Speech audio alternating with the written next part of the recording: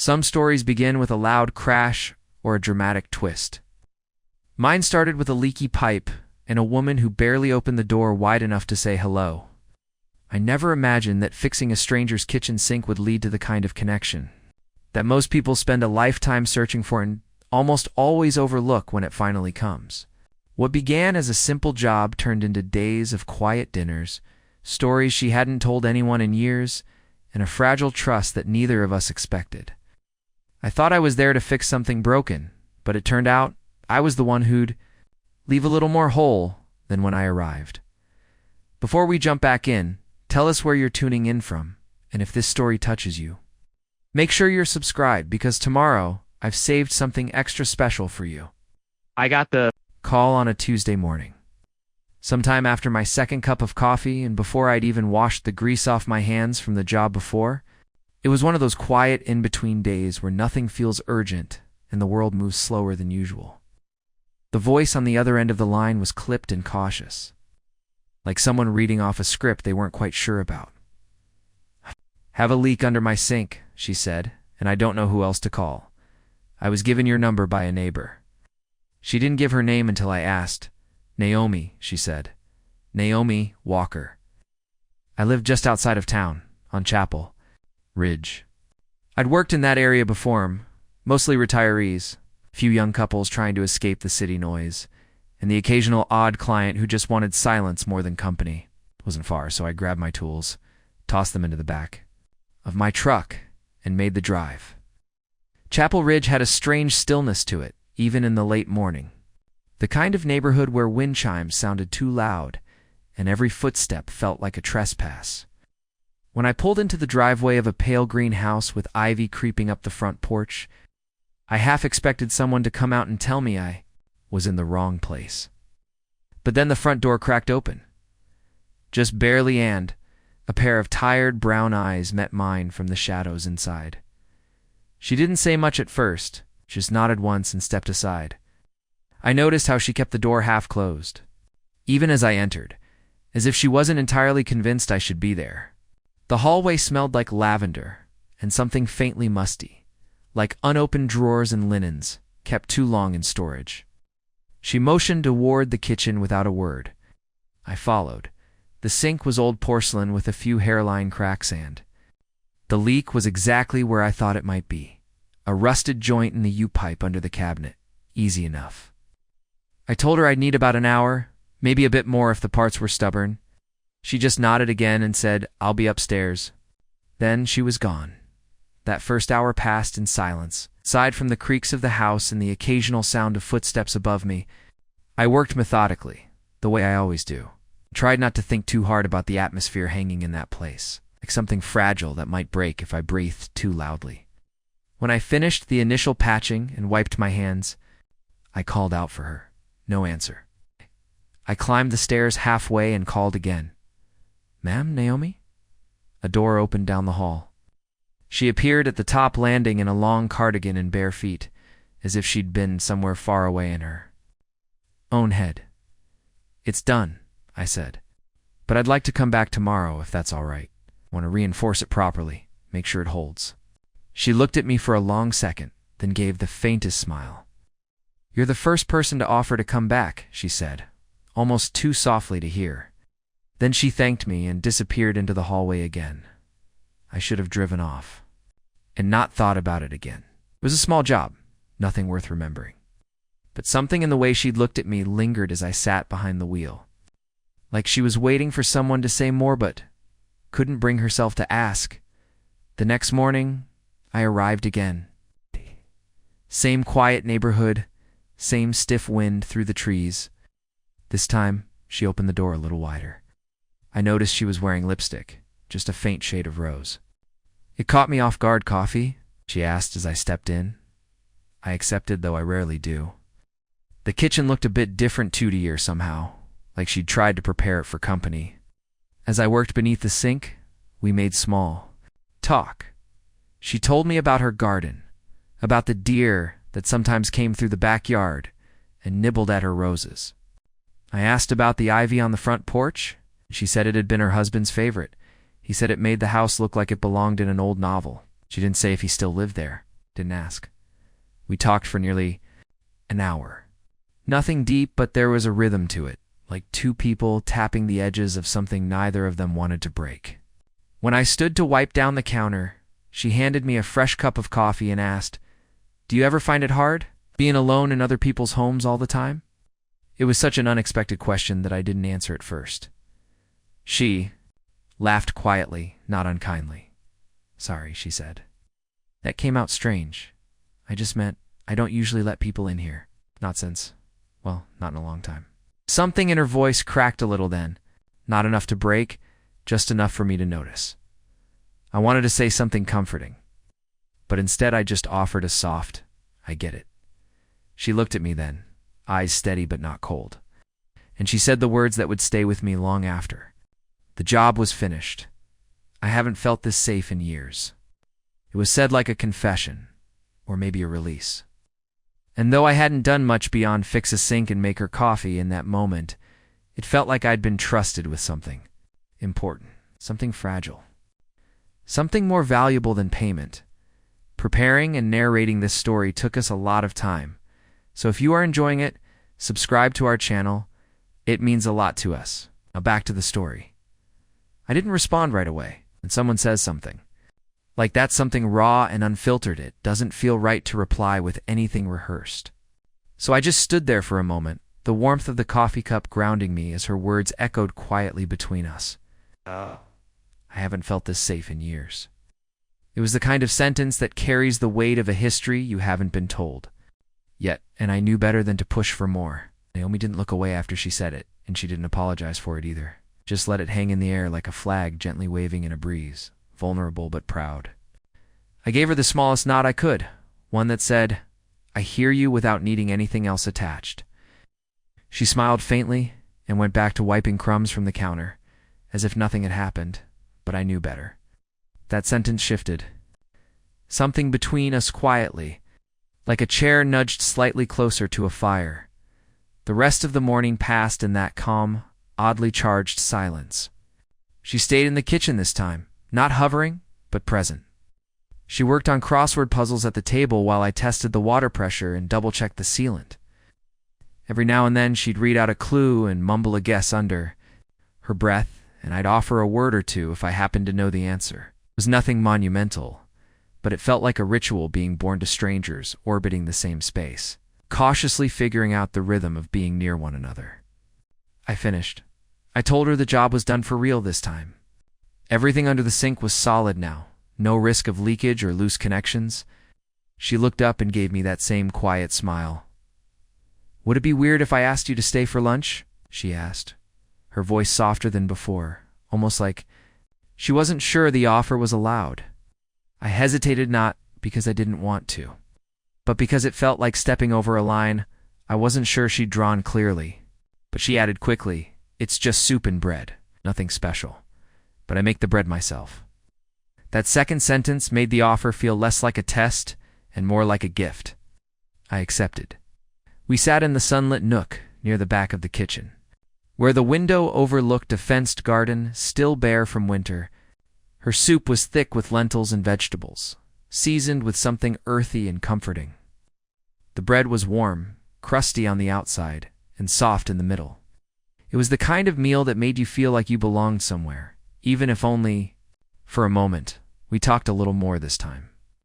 I told her I'd grown up in a small town north of here, that I'd started working as a plumber's apprentice right out of high school and never really stopped.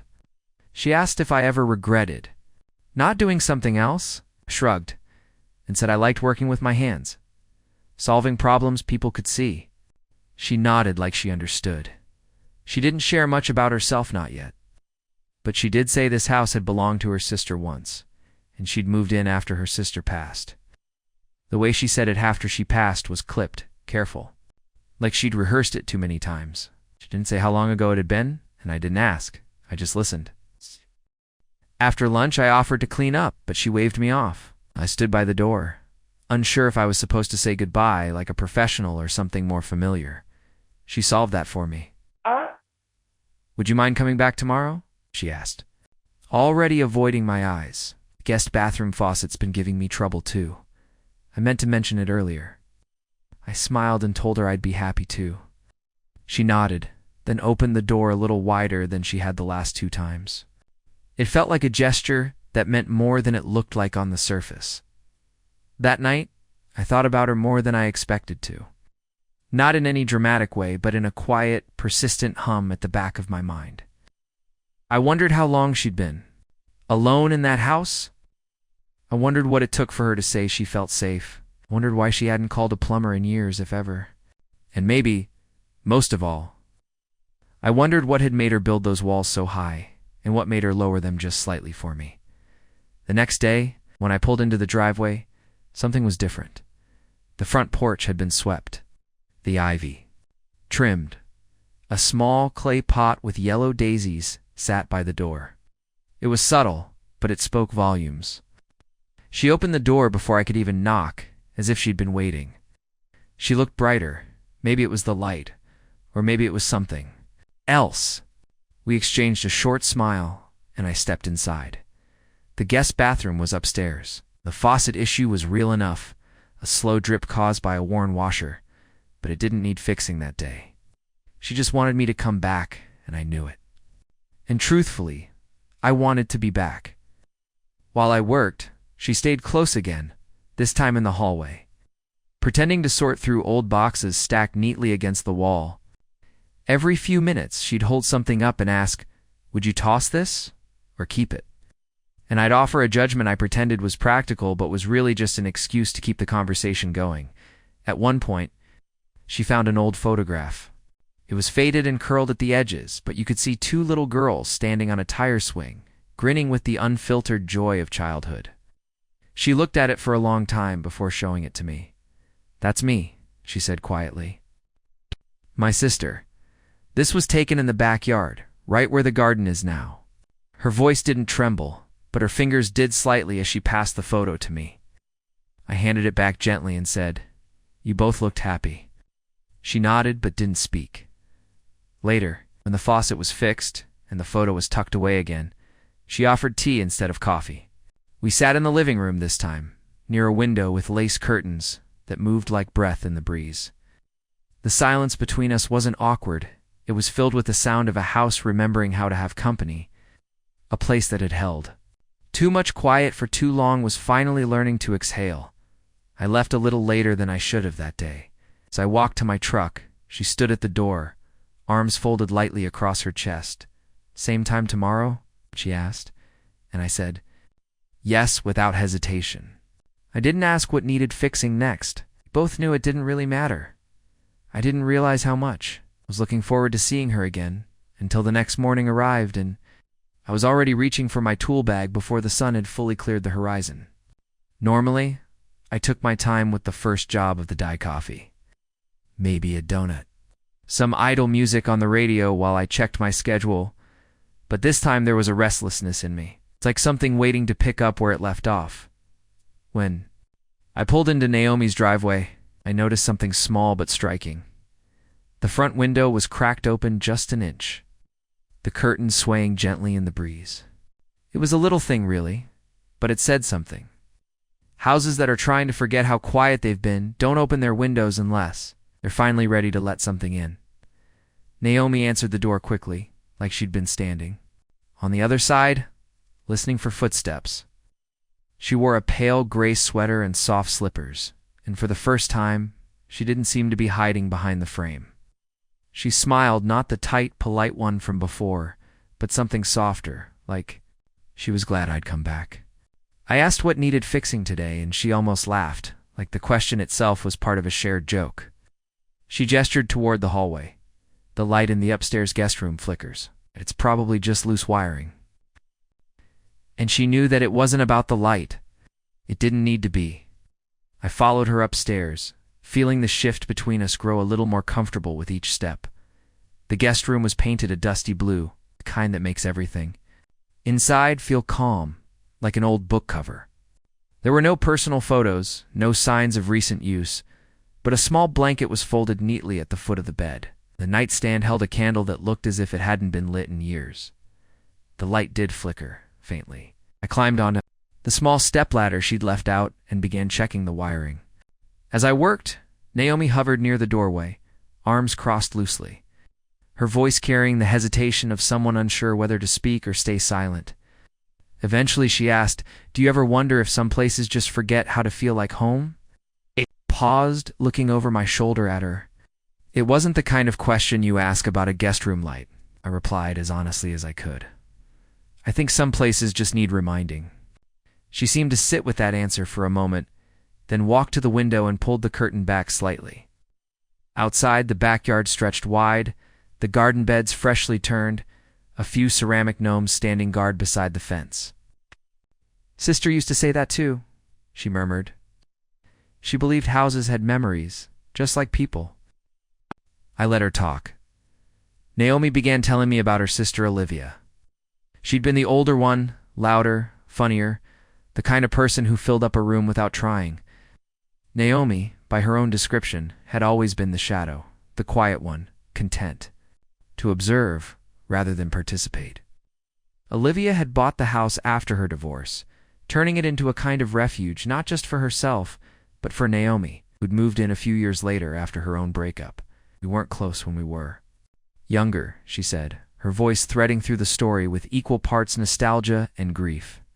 "But time has a way of putting the right people in the same room when it matters most." She paused then, and I climbed down from the ladder. The wiring checked and tightened. I didn't want to disrupt the moment, but I also didn't want her to think I was there just to fix things. "Sounds like she was a good sister," I said gently. Naomi nodded, brushing a loose strand of hair behind her ear. She made this place feel like it mattered. Her voice cracked slightly on that last word, and she cleared her throat, offering a quick apology like it was something shameful. "Sorry, I don't usually talk this much," told her not to apologize. "Some stories need to be told, even if they arrive slowly in fragments." She smiled at that, a soft appreciation flickering in her expression. After a while, we moved back downstairs. She didn't mention another task needing fixing, but she did ask if I had time for a walk around the backyard. I said yes, and she handed me a light jacket that she said used to be her brother-in-law's, back when he used to visit. It was slightly too big for me, but I wore it anyway. We stepped outside through the back door. The chill of late winter met us with a light wind. Naomi walked ahead a few steps, her arms folded across her chest. The garden beds were empty but neat, ready for spring. She pointed out the roses that would bloom soon, the climbing vines that would take over the trellis in another month. Was a small shed tucked in the corner of the yard, its door slightly ajar. "Olivia used to do all the gardening," she said. "I never really learned, but I try to keep it going for her." I nodded, and we walked a little more in silence. As we reached the edge of the yard, she stopped and turned to me. Her voice was quieter now, almost lost to the wind. "After she died, I didn't let anyone in for a long time, not just the house mean me." She looked up at me then, and I saw something raw in her eyes. I used to think that keeping people out would keep me from breaking any more than I already had. She gave a small laugh, one that wasn't really joyful. "Turns out silence just breaks you differently." There was nothing I could say that would fix that, so I didn't try. I just stood there, beside her, letting the moment stretch without needing to fill it. After a while, she looked at me again, her expression gentler. "But lately, you being here, it doesn't feel like silence anymore." She didn't say thank you. She didn't need to. We walked back to the house, slower this time, the wind easing up as we reached the porch. She didn't invite me in for tea this time, and I didn't expect her to. But before I left, she touched my arm briefly, not quite. A gesture of affection, not quite casual either. "Same time tomorrow?" she asked again, but this time there was no pretense. I just nodded, and she smiled. That night I sat in my truck longer than usual before driving off. I stared at the steering wheel, listening to the tick of the cooling engine and the distant hush of trees swaying behind the houses. I wasn't sure what was happening between us, or if anything was at all. But I knew this much: I wanted to come back. Not for the work, not for the money, but for the way she was slowly starting to breathe again, and how strangely I was too. By the fourth day, routine had settled between us like a favorite chair pulled into just the right spot of sunlight. I arrived just after 10, the time unspoken but understood. And Naomi had already opened the gate this time, letting me in without. The soft creak of the latch that usually signaled my arrival. There was no job waiting for me that morning, no dripping faucet or flickering light, just Naomi standing in the doorway with 2 steaming mugs in her hands, her cardigan wrapped loosely around her frame, and the faint scent of cinnamon wafting. From inside, she smiled like we'd been doing this for years instead of days. And I realized then that something unspoken had shifted. Our days were no longer about repairs. They were about presence. She handed me the mug, and I thanked her quietly, fingers brushing for just a second longer than they needed to. Inside, the house was warm. The kind of warmth that didn't come from a heater, but from something more elusive, something rebuilt slowly, like trust. She led me into the living room, where a blanket was folded over the edge of the couch, and a half-finished puzzle sat spread out across the coffee table. The box had a picture of a coastal lighthouse on the cover, and she smiled when she saw me glance at it. "Livy and I used to do these on Sundays," she said, sitting down and curling one leg beneath her. "Thought I'd try finishing one again." I sat across from her, careful with the mug in my hand, and said nothing for a while. We sipped quietly, the clink of ceramic against teeth the only sound filling the room. Outside, the breeze tapped gently at the windows like someone politely asking to come in. After a while, Naomi set her mug down and began sifting through the puzzle pieces, absent-mindedly. "I used to be afraid of silence," she said suddenly. "I thought it meant I was alone, but now it feels different. Like silence can be safe." "Too," I nodded, though I knew she wasn't looking for a response. Some things you don't answer, you just witness. She slid a piece into place and gave a soft breath of satisfaction. "I didn't always live like this," she continued, her eyes fixed on the puzzle. "I used to teach. 3rd grade, little ones with runny noses and wild stories about dinosaurs living under their beds. I loved it. But after Olivia got sick, everything sort of unraveled. She didn't want anyone else taking care of her, said she only trusted me. So I left the classroom, moved into the spare room, and didn't leave this house for almost 4 years. The weight of that number hung in the air, heavy and still, for years, for winters. For birthdays passed by in the quiet. I tried to imagine her here, younger maybe, more certain, anchoring herself to someone she loved while the rest of her life drifted quietly away. It was hard, she admitted, fingers still moving through the puzzle pieces. And when she passed, I think a part of me did too. I didn't know who I was without her, and I certainly didn't want to find out. There was no drama in her voice, just resignation, the kind that comes from telling a story so many times in your head that the sharp edges have worn dull. "People stopped calling," she added, almost as an afterthought. "Friends, co-workers. They didn't know what to say. Or maybe I didn't know how to listen. Either way, the silence settled in." She looked up at me then, her expression calm but tired. "That's why I never called anyone about the sink. It leaked for months. But the idea of someone walking through that door, someone seeing me, it felt like too much. I didn't know what to say. There was no fixing this with a wrench or a patch." But then she smiled, soft and sincere, and said, "But then you showed up, and it didn't feel like too much anymore."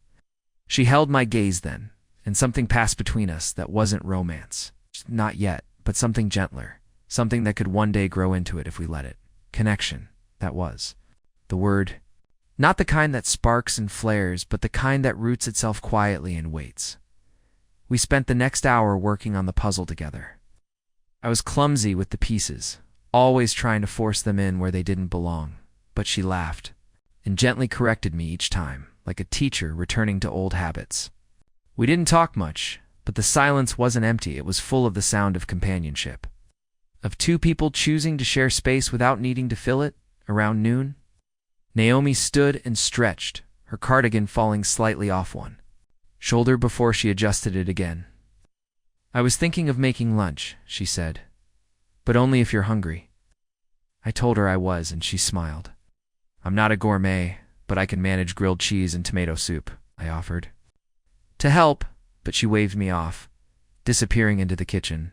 From the living room, I could hear the rustle of bread bags, the hum of the burner, and her soft humming, just a few bars of something old and familiar. Maybe a lullaby or a forgotten tune from her youth. When she returned, the tray she carried had 2 plates balanced carefully, the smell of butter and cheese making my stomach growl audibly. She laughed and handed me a plate, then sat beside me on the couch for the first time. "You know," she said between bites, "I think Olivia would have liked you." "Oh no. She always said I needed someone around who didn't try to fix me." I smiled and pointed out that, technically, I did fix her sink. She rolled her eyes and nudged my arm with hers. That first playful gesture, cracking open a space between us that had been carefully guarded until now. After lunch, she showed me the bookshelf. In the hallway, the one she and Olivia had built together, one plank at a time. Each shelf held stories she'd read and loved, stories she planned to read, and a few she kept just because the covers were beautiful. "I used to sit here for hours," she said, trailing her fingers along the spines, "just listening to the rain and pretending the world was still moving somewhere outside." I asked if she still read, and she hesitated. "Not as much as I should, but maybe now I will." When I finally stood to leave that day, she walked me to the door. This time there was no hesitation in her steps, no guarded expression. She opened it wide and stood fully in the sunlight, arms crossed but relaxed.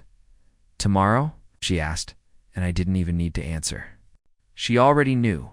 As I walked to my truck, I felt something I hadn't in a long while, not quite joy, but its quieter cousin, contentment, peace, the sense that maybe, just maybe, I was exactly where I was meant to be. The next morning came wrapped in the scent of coming rain. The sky was a patchwork of gray and silver, the kind of morning that made the whole world feel quiet, as if holding its breath. I pulled into Naomi's driveway just as a light mist began to fall, the kind that clung to your jacket and turned the air cool against your neck. The gate was open again, but this time there was something different waiting for me, an old umbrella resting beside the porch, open and leaning gently against the wall like a welcoming gesture. A detail so small and thoughtful, it rooted itself in me like a memory already forming. She opened the door with a knowing smile, as though she could already read my thoughts. "I didn't want you tracking the rain in," she said, nodding toward the umbrella. I thanked her, and we stepped inside, brushing off the damp from our shoulders. The house was warmer than usual, a pot simmering on the stove releasing notes of rosemary and something savory. She'd cooked again, though we'd never planned anything ahead. It was just what things had become between us, now organic, easy. No need for invitation or explanation.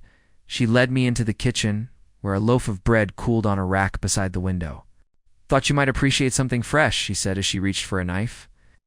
She sliced 2 thick pieces, slathered them in butter, and handed me one with a glint in her eye like she'd just won a small wager. We ate at the counter, standing side by side, looking out at the backyard as the mist thickened into rain. The ivy along the fence swayed in the breeze, and I couldn't help but feel like the whole yard had softened in the past. A few days like it was no longer holding itself so tightly. She set her plate down and said, "I went through Olivia's old boxers last night." Her tone wasn't heavy, but there was a carefulness to it, like handling something fragile. There was this one box filled with letters, mostly old ones she never sent. Some to our parents, some to an old flame, one to me. She paused then, looking over at me, unsure whether to continue. I didn't push her. I didn't have to. Naomi had a rhythm to how she opened up, slow, thoughtful, piece by piece. She wrote that I always held people at arm's length, that I was kind but distant, that I didn't know how to let someone truly know me. She let out a soft breath, almost a laugh, but not quite. And she was right.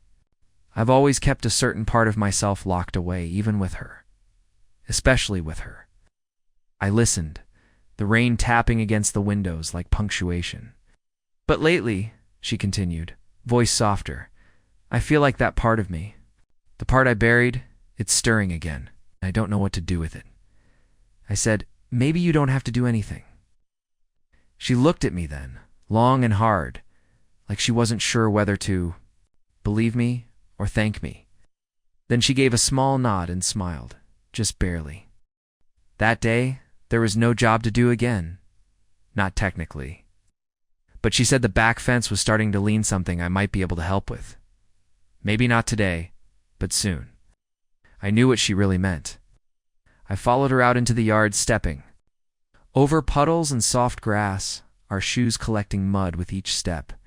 She showed me the fence post, pointed out where the soil had eroded from underneath, weakening its base. I knelt down to inspect it, but even as I pretended to study the ground, I could feel her gaze on me. She spoke again, quieter this time. When my ex-husband left, it wasn't dramatic. No yelling, no slamming doors, just quiet. He packed his things and walked out on a Tuesday morning before I left for work. Left a note. Said he felt like I wasn't really there anymore, like I'd become a ghost in my own life. She stopped, and I didn't move. I read that note so many times, trying to find the sentence where it all went wrong, but it wasn't in the note. It was in me. I was already gone long before he was. I stood slowly, brushing the mud from my hands, and looked at her. Maybe you weren't gone, I said gently. Maybe you were just waiting for someone who knew how to find you. She looked down, blinking, her arms folding over. Her chest again, not in defensiveness, but in the way people do when they're trying not to let the warmth of a moment overwhelm them. I don't know what this is, she admitted. You and me. These days, this ease. I nodded, understanding what she couldn't quite name.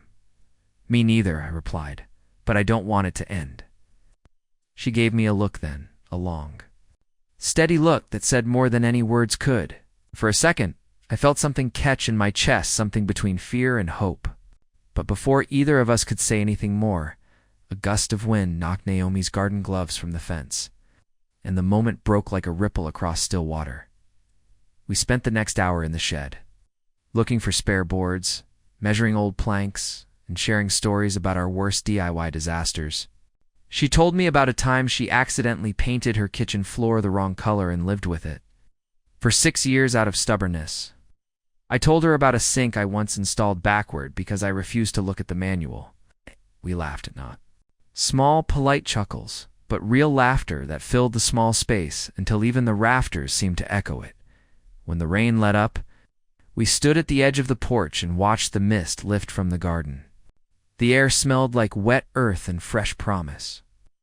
Naomi turned to me, leaning slightly against the doorframe. I don't think I'm afraid anymore, she said. I didn't ask of what. I already knew of letting someone in, of being seen, of needing. She stepped a little closer, then not much, just enough for the distance between us to dissolve into something warm and undeniable. Thank you, she said softly, for showing up when I didn't even know how much I needed someone. 2. I looked at her, and for the first time since we met, I saw not just grief in her eyes, but light. As I turned to leave, she touched my hand lightly. Same time tomorrow? Her voice was steadier now, less unsure. I nodded. Wouldn't miss it. And as I drove away, the rain now only a memory behind me, I realized something quietly powerful. Some people come into your life not like a storm, but like shelter from it. The days began folding into each other like pages in a well-worn book, no longer separate, but part of something steady and unfolding. Each morning came with a rhythm I hadn't felt in years. I'd wake up before my alarm, make coffee without thinking, check my bag for tools I probably wouldn't need, and head toward Naomi's house with a quiet certainty I couldn't explain. Something about being there had shifted my days, softened them. And even though I was still technically fixing things, it was clear now that neither of us were keeping track of the checklist anymore. What she needed was something deeper than plumbing or light switches. And somehow, I had become part of that repair. When I arrived that morning, the sun had finally broken through after days of clouds and rain, scattering light across the wet grass like spilled glitter. Naomi was outside, kneeling in the garden bed, her gloves stained with dirt and her hair pulled up in a loose bun. She looked over her shoulder as I walked up, smiling without standing, like she'd been expecting me. Figured I'd plant something new, she said, brushing her hand across the soil. It feels like time, doesn't it? I nodded, crouching beside her as she handed me a small trowel. We worked side by side, in comfortable silence. The only sounds the occasional chirp of birds and the squish of damp earth. She told me she'd picked out lavender and sage plants that could take the heat and didn't ask for too much. Of like me, she added with a smirk, and I chuckled, nudging her shoulder gently. Her laugh came easily now, less guarded than before. It reached her eyes, lingered on her lips, and stayed even after the moment had passed. As we planted, Naomi told me stories about the way Olivia used to garden barefoot, insisting it helped her feel more grounded. She said there was something sacred about dirt under your nails, Naomi said, lifting one muddy hand for proof. I never understood it back then. Thought she was being dramatic, but now. She trailed off, eyes on the freshly planted rose. Now I think she was right. We spent most of the morning outside. After the garden, we walked the edge of the yard, talking about things that had nothing to do with grief or pain. Old music, favorite childhood cartoons, the best way to make pancakes fluffy. It wasn't small talk, it was discovery. Each new detail felt like a puzzle piece falling into place, revealing more of the picture between us. There was no rush. We weren't chasing a destination, just letting the path form as we walked it. Eventually, we moved back inside. Naomi offered iced tea and turned on a record player I hadn't noticed before. The music crackled with the warmth of vinyl, filling the space with soft piano chords and the gentle hum of a woman's voice. She sat on the couch, legs tucked beneath her, and looked at me like she wanted to ask something but wasn't sure how. Finally, she said, "Do you ever feel like you were meant to show up somewhere exactly when you did, but you have no idea why?" I thought about that. About how I'd taken her job because it was on the way to another appointment. How I could have passed it to someone else. How none of this was planned, yet everything felt aligned. All the time, I said, but I think the why usually reveals itself later when we're ready. She nodded slowly, her gaze lingering on me before drifting to the window. I think I'm starting to be ready. It wasn't dramatic. It wasn't even clear what she meant. But I knew it was important. A marker in the ground of her healing. Later that afternoon, we were sitting on her porch steps, a shared bowl of strawberries between us. The sun had started to warm the wood beneath us. The breeze had picked up just enough to carry the scent of lavender from the freshly planted bed. Naomi had taken off her shoes and was wiggling her toes in the grass like a kid daring the ground to tickle her. I hadn't seen her this light before, not even close. It was like watching someone remember how to breathe again, that's when. She said it. I haven't felt this safe in years. She didn't look at me when she said it, didn't even seem to say it to me. It was like a thought that slipped out loud, raw and honest. But the second it was spoken, it echoed between us with a gravity that stole the breath from my lungs. I looked at her, and she was still staring out at the garden, her expression calm but vulnerable, like she knew exactly what she'd owned. How much it cost her to say it. I didn't speak right away. I let the words hang in the air like wind chimes, delicate and echoing long after the breeze had passed, because I understood what she meant. Safety wasn't just about locked doors and fixed fences. It was about emotional shelter, about being seen without judgment, heard without correction, held without needing to ask. "You are safe," I said finally, my voice low. "And you always will be, at least with me." She turned to me then, slowly, and our eyes met in a way that felt almost wholly like the kind of stillness you only find in sacred places. Her eyes shimmered, but she didn't cry. She didn't need to. The vulnerability was the emotion, and it didn't need to fall to be real. She reached over then, her fingers finding mine. Not tightly, not possessively, just a quiet link. A gesture that said everything we hadn't said yet. I didn't move. I just let the moment happen, rooted there on the steps beside her. That night, as I drove home, the road felt different beneath my tires. Lighter, like something I'd been carrying had been quietly lifted. I realized I hadn't thought about my own empty apartment all day, or the silence that usually filled it. Because somehow Naomi's silence had replaced Manand, hers wasn't empty anymore. It was full of stories and healing and lavender and laughter, and maybe, just maybe, it was becoming a place I could belong to. There's something about repeated presence that transforms the unfamiliar into comfort. I didn't realize it until I found myself pulling into Naomi's driveway and thinking, not about the tasks ahead, but about the feeling of arrival, like showing up at a place you once only visited and now somehow belonged to. The front steps had begun to hold the imprint of my boots. The porch welcomed me with a creak I had memorized. And even the rustle of the tree beside the fence sounded like a whisper meant only for us. Naomi's house, once a quiet shell of faded memories, had begun to breathe again. Somewhere along the way, so had I. That day, Naomi opened the door with flour on her hands and a laugh already rising in her throat. "I tried baking banana bread," she said as I stepped inside, "and somehow it's both raw in the middle and burnt on top." She waved a hand toward the kitchen like she had just lost a small battle and decided to throw up the white flag. Oh.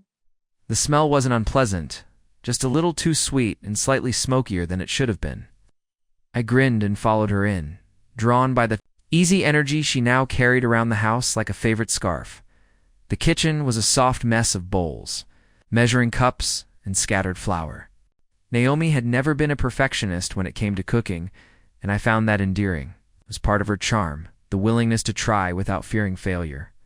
"I used to bake all the time with Olivia," she said, carefully lifting the charred loaf from the oven. She'd get so serious about it, measuring every gram like we were building a spaceship instead of muffins. She set the loaf down with an exaggerated sigh and turned to me, brushing flour from her hands. "Want to try it anyway? Could be.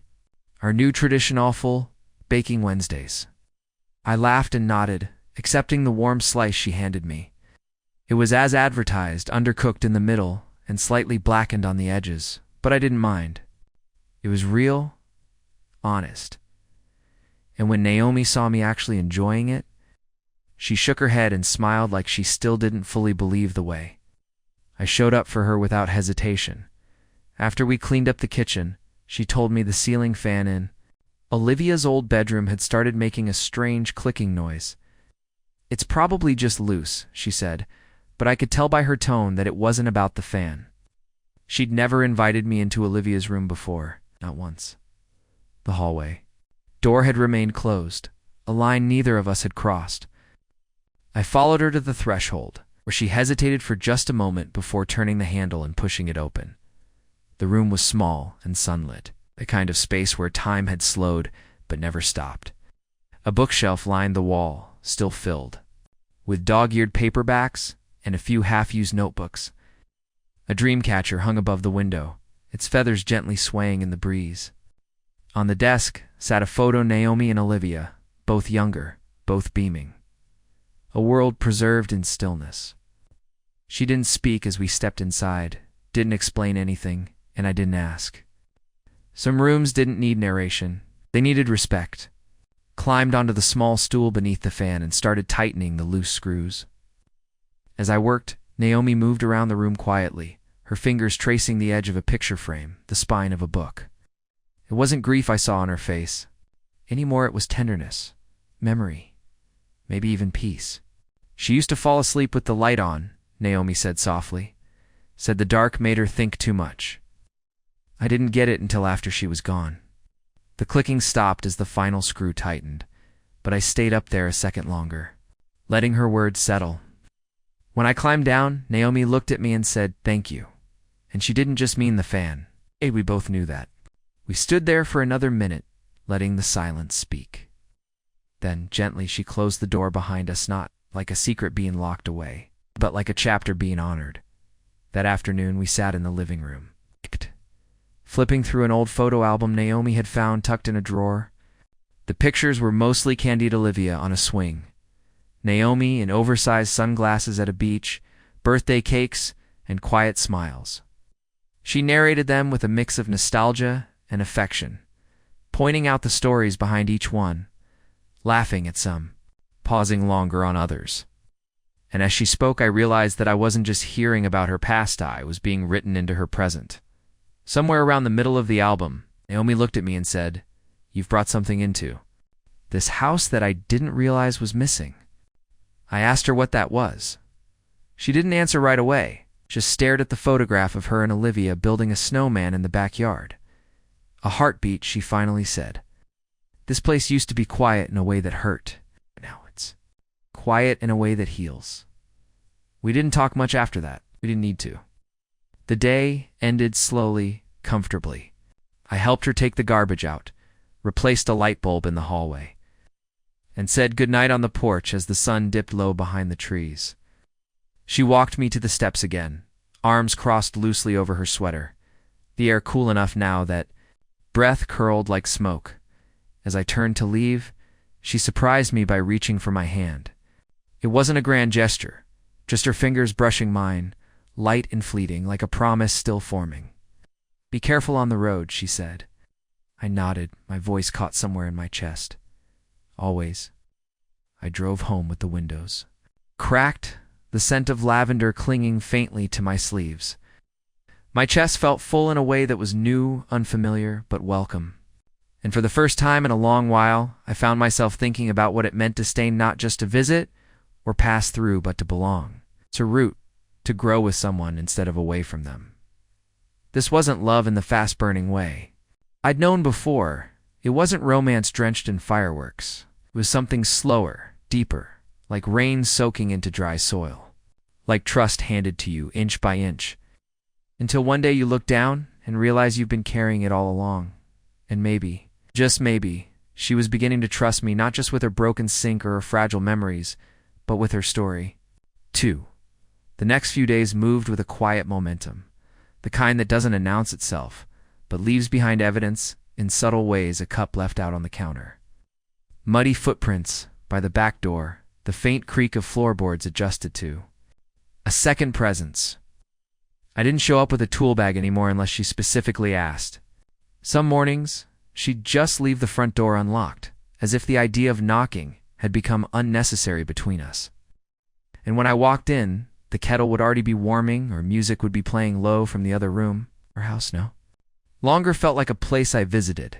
It felt like a place that remembered me, that particular morning. Oh. The air smelled like toast and citrus, and Naomi was humming, not singing. Humming like the sound came from somewhere content, like it wasn't meant for performance, but for herself.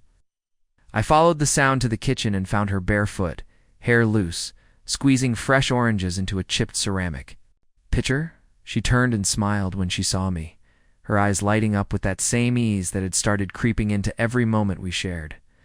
"I thought we'd sit outside today," she said. "It's supposed to be sunny all the way through." The table on the back patio was already set to plates, a small basket of rolls, butter in a shallow dish, and the pitcher now glowing with golden juice. The backyard, once overgrown and tired, had softened into something almost inviting. Lavender was in bloom, the soil had held, and even the fence I'd repaired looked more like it belonged there now. It was strange how just a little time, a few shared silences, and some honest conversation could turn a space into something sacred. We ate slowly, not out of awkwardness, but because neither of us wanted the moment to end. The world beyond her. Backyard felt far away, like it couldn't touch us here. After breakfast, Naomi leaned back in her chair, sipping her juice, her gaze distant but not troubled. "Do you believe in timing?" she asked, her voice soft, almost curious. I shrugged. "I think life is made of timing. Just don't usually see it until we're on the other side of a moment." She nodded like she understood exactly what I meant. "I was thinking about that the other night," she said, brushing a crumb from the table. "How, if you'd come even a month earlier, I wouldn't have answered the door. Or if you'd come later, I might have already moved on or shut myself off completely again." She paused, turning her gaze to me. "But somehow, you showed up. In the space between those things, right in the pause. I don't know what to do with that." I didn't say anything right away, because I knew that wasn't a question, it was a confession. One she wasn't ready to name yet. So instead of answering, I reached for the last piece of bread, split it in half, and handed her a piece. A small offering, but she smiled as she took it. And the silence that followed didn't feel empty, it felt shared. Later, we walked the perimeter of the backyard, inspecting the fence. She pointed out a section near the back where ivy had started to grow through the slats again. "It's relentless," she said, tugging gently at the vine. "But also kind of beautiful, the way it refuses to stop." I offered to trim it back, and she nodded, but not before running her fingers across the leaves like she was apologizing for cutting them down. That was Naomi tender with even the things she couldn't keep. As I worked, she stood nearby, occasionally brushing dirt from the base or handing me tools. We didn't fill the time with talk. Let the breeze carry the morning. Let the task be enough. And when I finished, she stood beside me, arms crossed, looking at the cleaned-up fence like it was something far more meaningful than just wood and nails. "You always fix things," she said, almost to herself. "Even the things that don't look broken." I turned to her, but before I could speak, she added, "That scares me a little." There was no accusation in her voice, only honesty, because I've gotten used to living with broken things. People too, now. I don't know how to be with someone who doesn't need fixing themselves. It was a moment that could have turned heavy, but instead, it just hung there raw and simple. I stepped closer, not with any grand gesture, just enough for her to feel the steadiness in my presence. "I'm not here to fix you," I said gently, "just to be with you, if that's what you want." She looked at me then, really looked eyes clear, expression soft but uncertain. "And what if I don't know yet?" she whispered. I smiled. "Then I'll be here while you figure it out?" Her shoulders relaxed at that, just a little. And then, to my surprise, she reached up and brushed a bit of ivy from my shoulder, her hand lingering a second longer than it needed to. That quiet touch felt like the beginning of something, not loud or definitive, but deeply rooted, like a seed just starting to press through soil. We spent the rest of the day doing almost nothing, reading on opposite sides of the porch, sharing slices of leftover banana bread that had somehow improved with time, and watching the clouds drift by like they were in no rush either. As the sun began to dip, Naomi stood and stretched, her shirt catching the light just right, turning her into a silhouette of calm and strength. "I used to hate the evenings," she said, her voice barely above the hum of the breeze. "They always reminded me of things ending." She turned to me, her face open, but lately, "I've been thinking maybe they're just the quiet before something begins." That night, as I drove away, I caught a glimpse of her in the rearview mirror, still standing at the edge of the porch, arms wrapped loosely around herself, watching the sky turn, and I knew, in a way I couldn't explain, that she wasn't watching me leave. She was watching the horizon. And maybe, for the first time in years, she was ready for whatever came next. The next time I visited, there was a storm coming. You could feel it in the pressure of the air, thick and waiting like the clouds were holding their breath. Naomi Met me at the door with a quiet smile, her sweater sleeves pulled over her hands, and her eyes already on the sky beyond the porch. "I used to love storms," she said, stepping aside to let me in. "Olivia and I would sit in the sunroom and count the seconds between lightning and thunder." She said it helped her feel brave, keeping track like that. I haven't done it in years.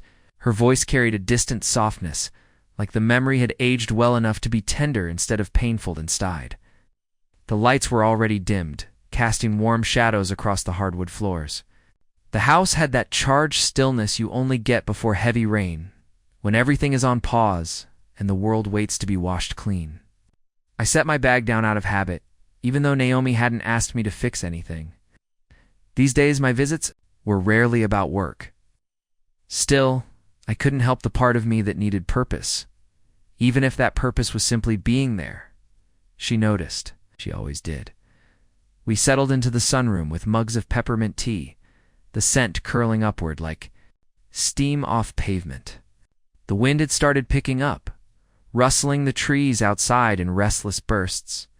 Naomi pulled a thick blanket over her legs and offered me the other end, which I took without hesitation. The room wrapped around us like a cocoon, windows on all sides giving a clear view of the slow, creeping gray swallowing the sky. She started talking, not in a structured way, but in fragments, about Olivia's stubborn streak, about the way grief had surprised her not in its depth, but in its randomness. "It's not the anniversaries that hurt the most," she said, staring at the clouds. "It's things like cereal commercials, or the smell of shampoo in a grocery aisle. Grief sneaks up, doesn't announce itself. I nodded, letting her speak without trying to fix any of it. Then she asked about me. Not just in passing, but deeply. About the people I'd left behind. The life I had before I took this handyman route full-time. I told her about my mom, who had passed 2 winters ago, and how that grief didn't roar, but hummed always just under the surface. I told her about the friend I once considered a brother, until time and pride drifted us too far apart. I told her about the quiet I carried, how I had grown used to not being needed by anyone, and how that had started to feel heavier than freedom. She didn't interrupt. She just listened, and the way she did it made me feel like I was saying those things for the first time. As the first drops of rain hit the windows, Naomi reached for my hand under the blanket. She didn't say anything, just let our fingers rest together, warm and still. Her touch wasn't romantic in the traditional sense. It wasn't charged with urgency or intent. It was more like saying, "I'm here," without needing to speak. I held her hand back, and we stayed like that for a while, watching the storm arrive. Then the thunder cracked, loud and sudden, making the windows tremble. Naomi jumped slightly and then laughed, the sound catching even her by surprise. "I'm out of practice," she said. Olivia would have scolded me for flinching. I smiled and squeezed her hand. "Bravery looks different now," I said. "Doesn't mean it's gone." We spent the rest of the storm in silence, counting seconds between flashes of light and waiting for the low rumble that followed. It became a rhythm, a meditation. And somewhere in the space between lightning and thunder, something shifted, not between us, but within us. A shared acknowledgement that neither of us had to carry everything alone anymore. When the storm finally passed, the world outside looked reborn. The grass shimmered with moisture, and the air had that crisp electric clarity that only follows a hard rain. Naomi stood and stretched, glancing toward the backyard. "It's a mess out there," she said, "but I kind of like it that way." We stepped outside to inspect the aftermath. Fallen leaves plastered to the patio. The lavender bent under the weight of rain, and a few broken twigs near the fence. She knelt beside the garden, gently lifting a drooping stem with both care and affection. "It'll bounce back," she murmured. "They always do." I helped her straighten a planter that had toppled over and restaked one of the vines near the porch. She watched me, her arms folded, expression unreadable. Finally, she said, "You always just know what to do, not just with tools, with people." I shrugged. "Not always, but I try to listen. Most people already know what they need. They're just waiting for someone to confirm it." She nodded slowly, then took a step closer, lowering her voice. "And what if I don't know yet what I need? Then I'll keep listening," I said. "As long as it takes." It wasn't a declaration. It wasn't some grand, movie-style moment. It was something gentler, to people quietly meeting in the middle, uncertain but willing. And that willingness was more powerful than certainty ever could be. That evening, as the sun cut through the last of the clouds, Naomi made us dinner simple. Pasta with garlic and olive oil, and we ate on the porch, the world around us still damp but peaceful. She lit a candle between us, not for romance, but for presence. The kind of light that makes people feel seen. We talked about little things, music, old books, random facts we'd learned as kids. But underneath the small talk was a new layer of comfort, like the ground beneath us had settled and we were no longer standing on cracks. As I packed up to leave, she walked me to the door again. But this time, she didn't just linger. She stepped in close, wrapped her arms around me, and held on longer than she ever had. Her head rested briefly against my chest, and I felt her exhale one of those deep, slow breaths that only come when a part of you has finally let go of something. "Good night, Roman," she said as she pulled back.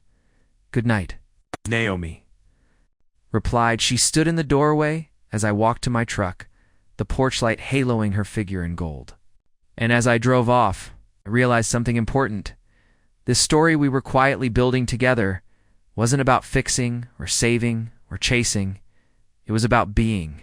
It's about showing up again and again until presence itself became its own kind of love. The next time I came by, it wasn't for work or for breakfast. Naomi had called the night before, her voice steadier than usual. But there was something behind it, a pause too long, a breath too careful that made me pay attention. She said she needed a favor, and not the kind that required a wrench or screwdriver. "I'll explain when you're here," she said. And so I arrived the next morning, unsure of what waited, but already prepared to say yes. She opened the door. Slower than usual, her face softer, like she'd just woken up from a long dream and wasn't yet certain if she wanted to stay awake. The house smelled like coffee and lavender, but the silence inside told me this wasn't a morning like the others. We sat on the couch, same one where we'd shared laughter and banana bread. But today the cushions between us felt heavier, like they were carrying something unsaid. Naomi folded her hands in her lap and stared at them for a long time before speaking. "I got a letter," she said. "From Olivia's father." The name landed between us, like a dropped stone in still water. She had never mentioned him before. Once in the months I'd been coming around, I didn't ask. I just waited. He lives in Oregon now, retired early, got remarried, has a new daughter. Sent a letter last week, said he's coming through town on business, wants to meet for coffee. She finally looked up at me then, her eyes searching mine, not for advice, but for grounding. "I don't know why I'm telling you this. It's just, I didn't expect it to rattle me so much." I leaned forward slightly, hands resting on my knees.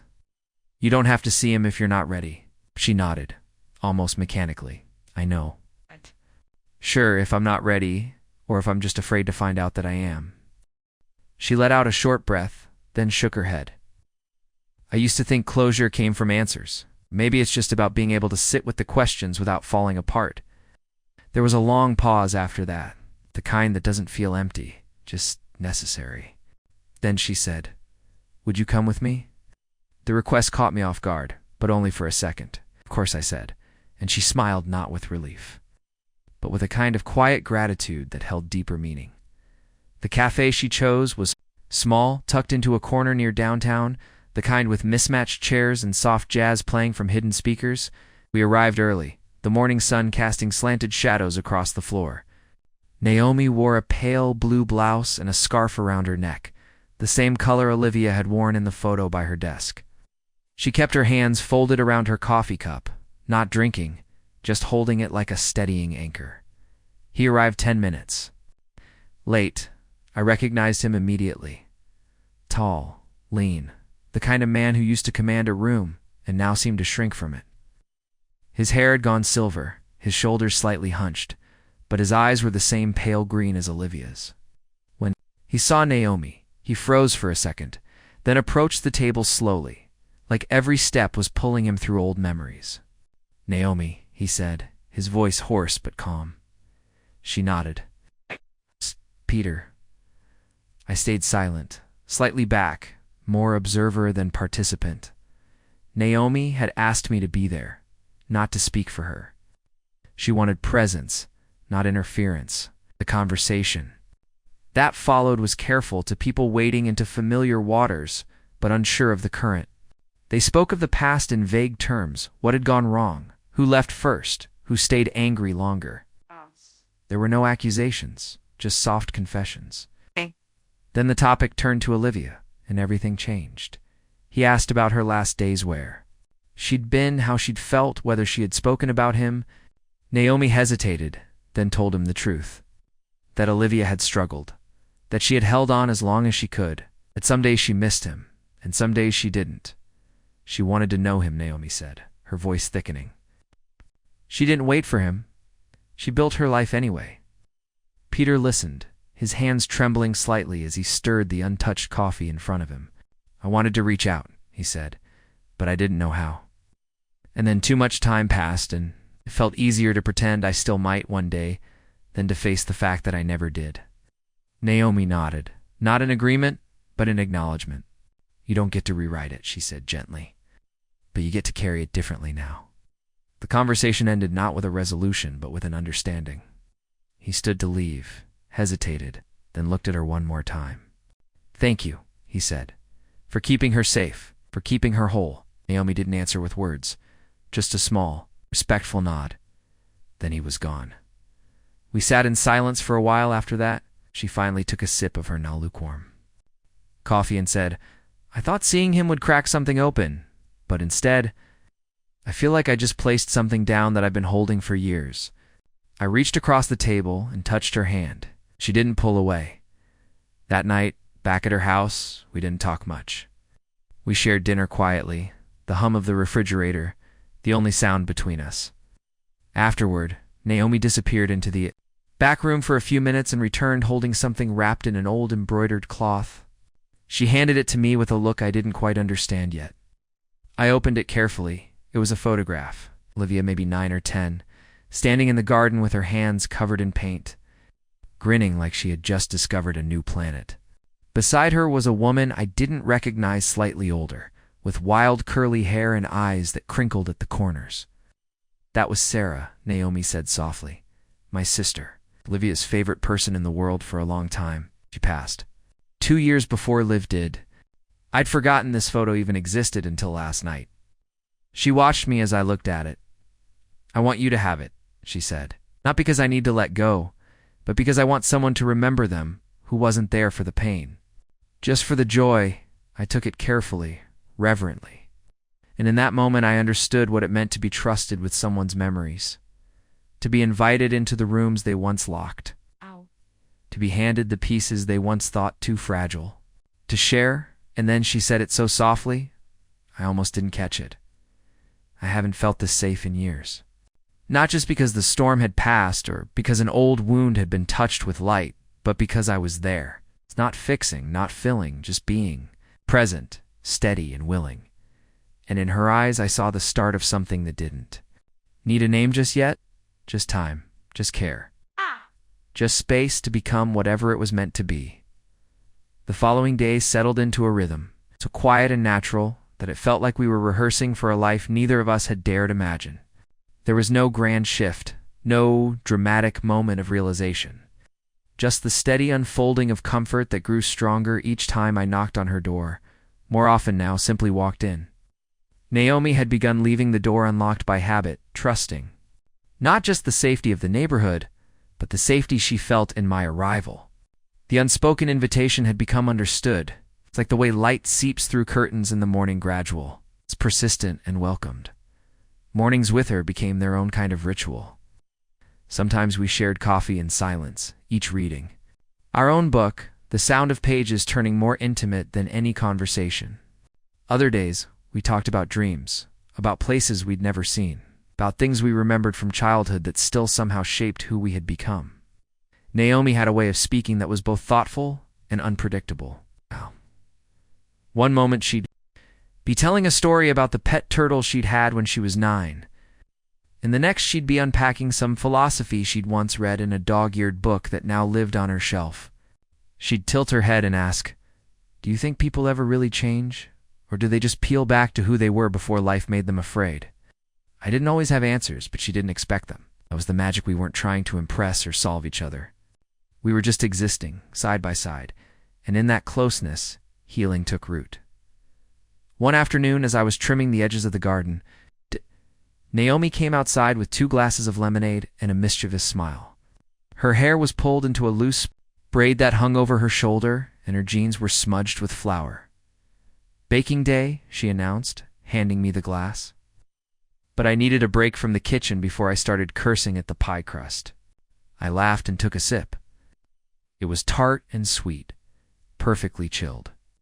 She sat on the step beside me and watched the wind ripple through the lavender. "Do you ever think," she said, "that maybe some people don't come into your life to teach you anything but just to sit with you while you relearn how to breathe?"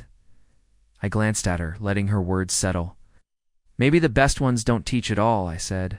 "They just remind you that you already know how." She nodded, quiet, for a while, and then said, "I think that's what you've been doing? Not fixing anything, just ... staying. And I don't think I ever realized how much I needed that."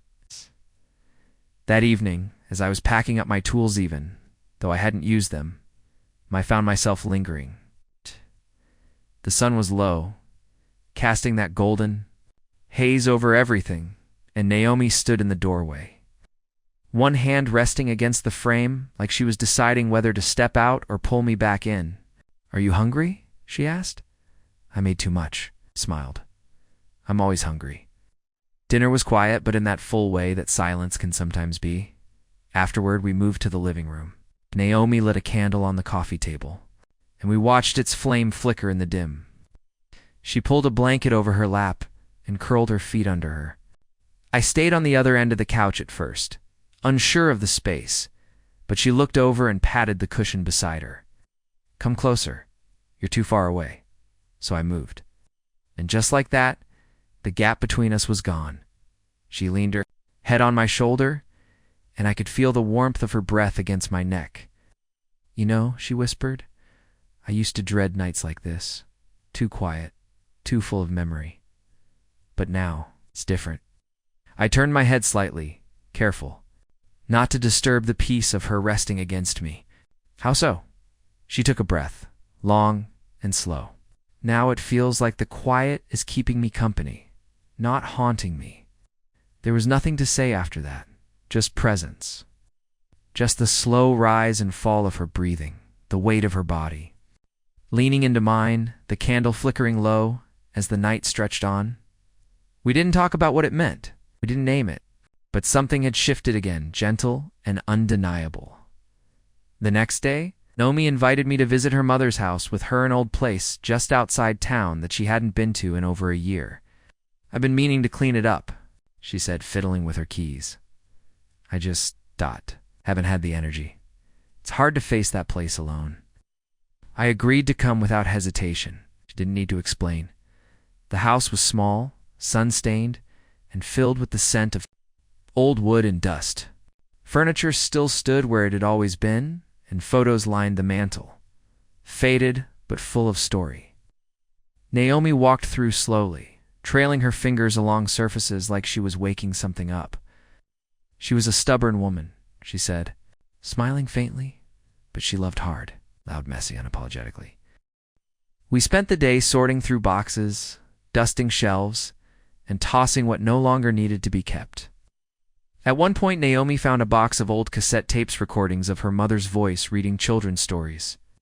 She sat on the floor and listened to one, tears sliding down her cheeks in silence. I sat beside her and said nothing, just stayed. That seemed to be enough. As the sun dipped low, we sat on the porch with 2 glasses of iced tea, our hands dirt-streaked and tired. "Thank you," she said, "for coming here with me, for not making it a big deal." I looked out at the trees lining the yard, the shadows stretching longer across the grass. "Sometimes the biggest things don't look like much from the outside," I said. "But they're the ones that change us the most." On the drive back, Naomi reached for my hand. Not out of impulse, but with purpose. She laced her fingers with mine and held on like she meant it. She was done waiting to see if safety could last, like she had finally decided to believe. In it, back at her house, the porch light flickered on as we stepped out of the truck. She didn't let go of my hand until we reached the door. Then, with a look that said more than words could carry, she leaned forward and kissed me soft. Unhurried, real. And when she pulled back, her voice was a whisper, barely heard over the wind that had begun to rise again. "Stay." I didn't answer. Didn't need to. I stepped inside and behind us. The door clicked shut, not in fear or defense, but in quiet, grounded welcome. That night was the first I stayed over. Not in the way people often mean when they say that, not with tangled sheets and whispered promises in the dark, but in a way that felt even more intimate. I slept on the couch, under the same knitted blanket Naomi always kept folded on the backrest, the one that still smelled faintly of vanilla and citrus. She offered me the guest room, of course, but I declined.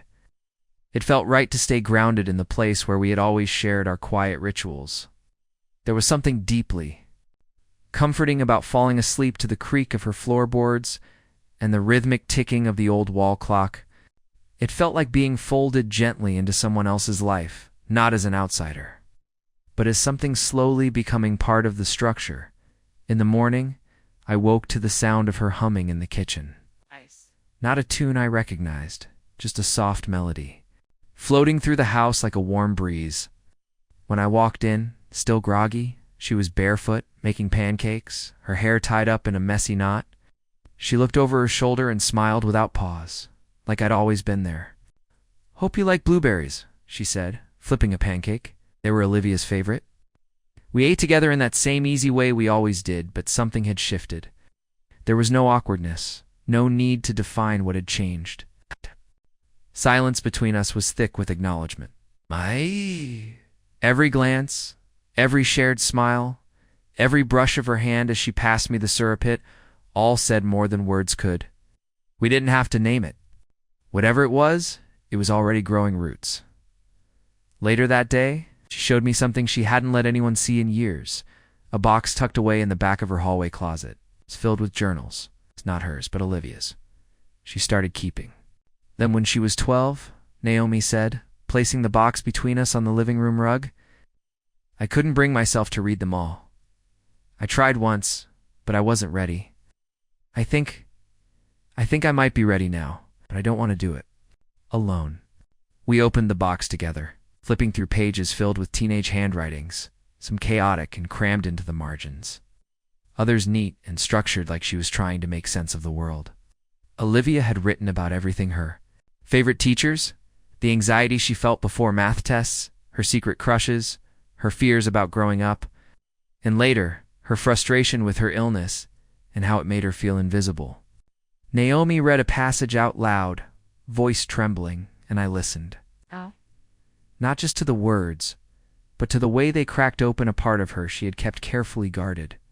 She once wrote, Naomi said that she wasn't afraid of dying as much as she was afraid of being forgotten, of fading into a memory too fragile to hold her fully. She paused, swallowing back the thickness in her throat. I think that's what I've been trying to do all this time, hold on to her in the loudest way possible, so she wouldn't feel that.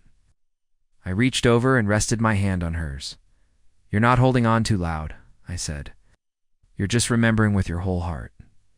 That's not something to quiet, it's something to honor." She nodded, eyes shining with tears, but not the kind that demanded comfort.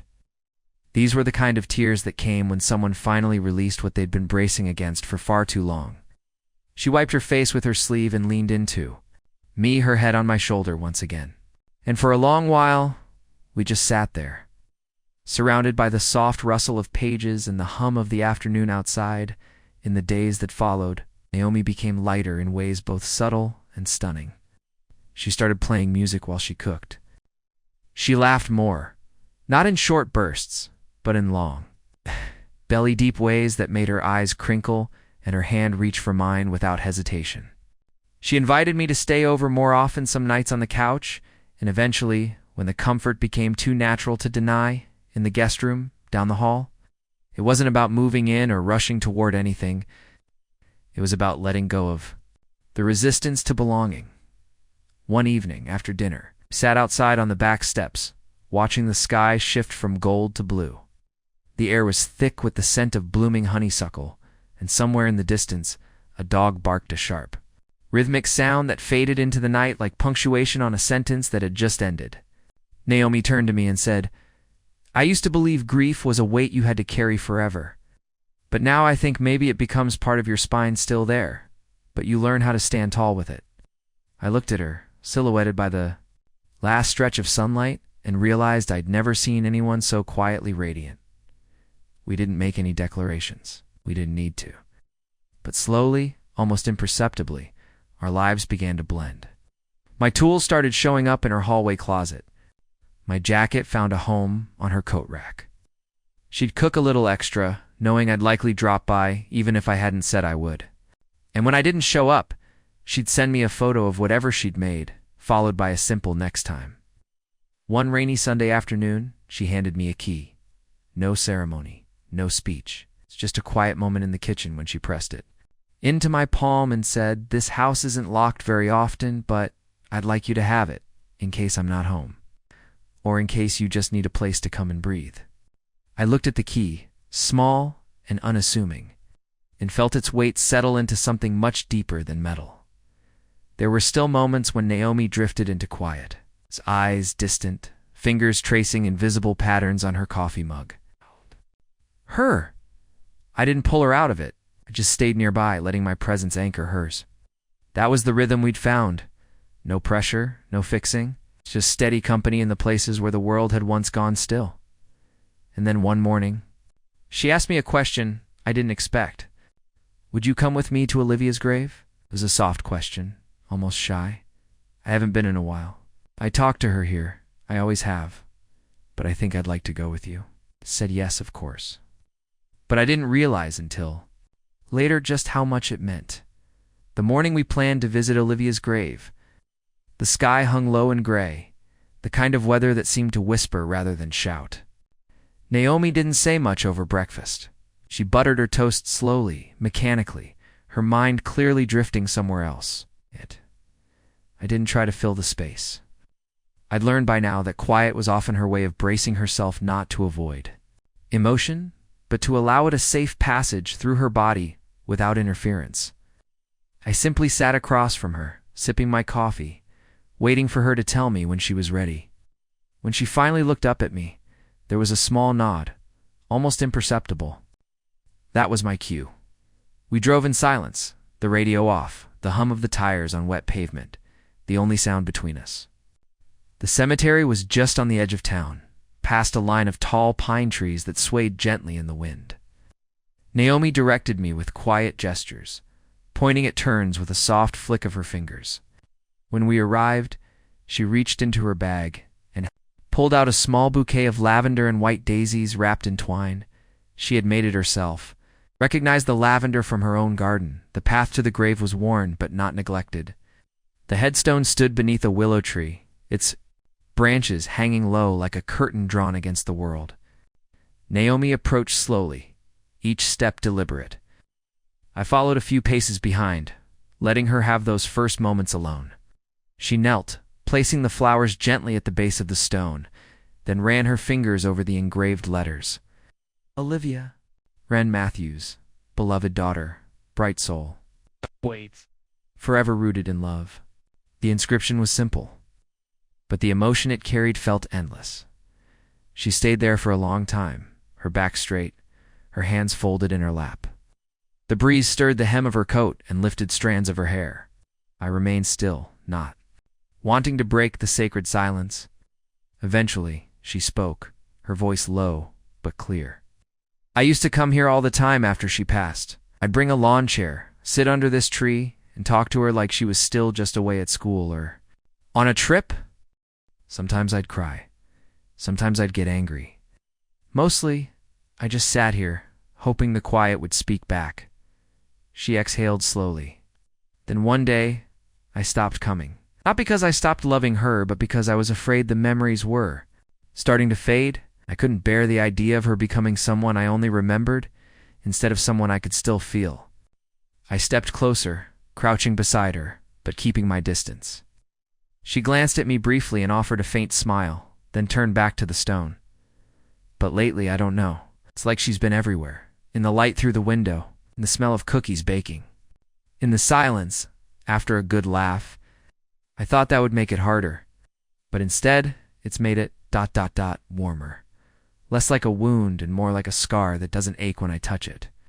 She leaned forward then and whispered something I didn't hear, something meant only for Olivia, and then stood, brushing the damp leaves from her knees.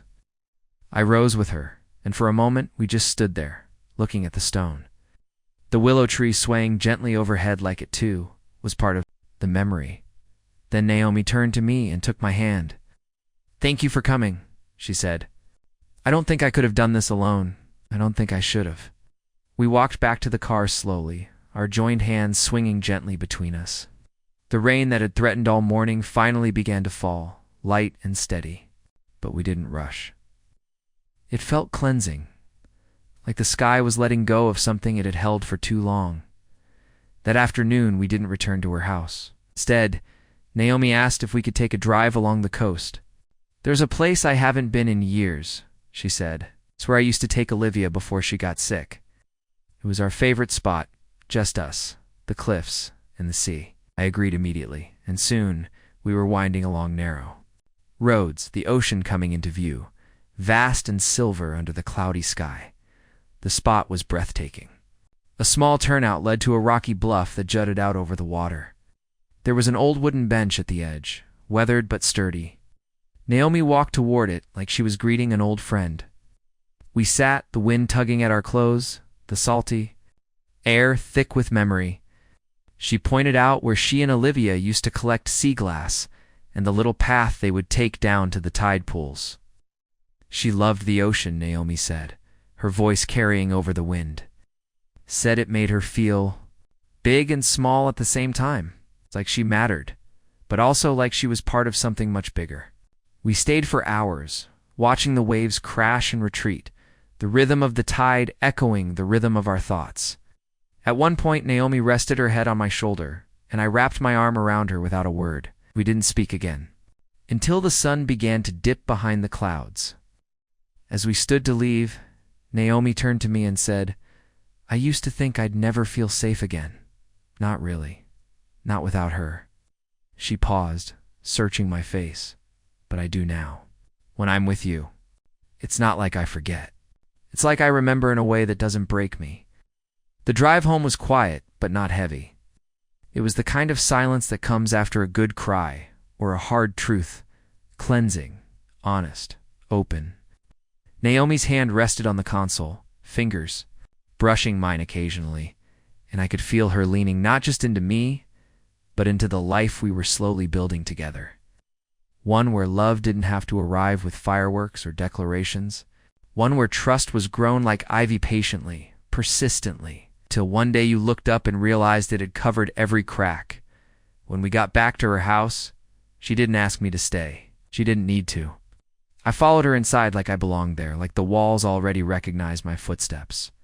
That night, as we stood brushing our teeth side by side, both of us in borrowed comfort clothes, she looked at me through the mirror and said, "I never thought I'd want to share this space again. Not fully.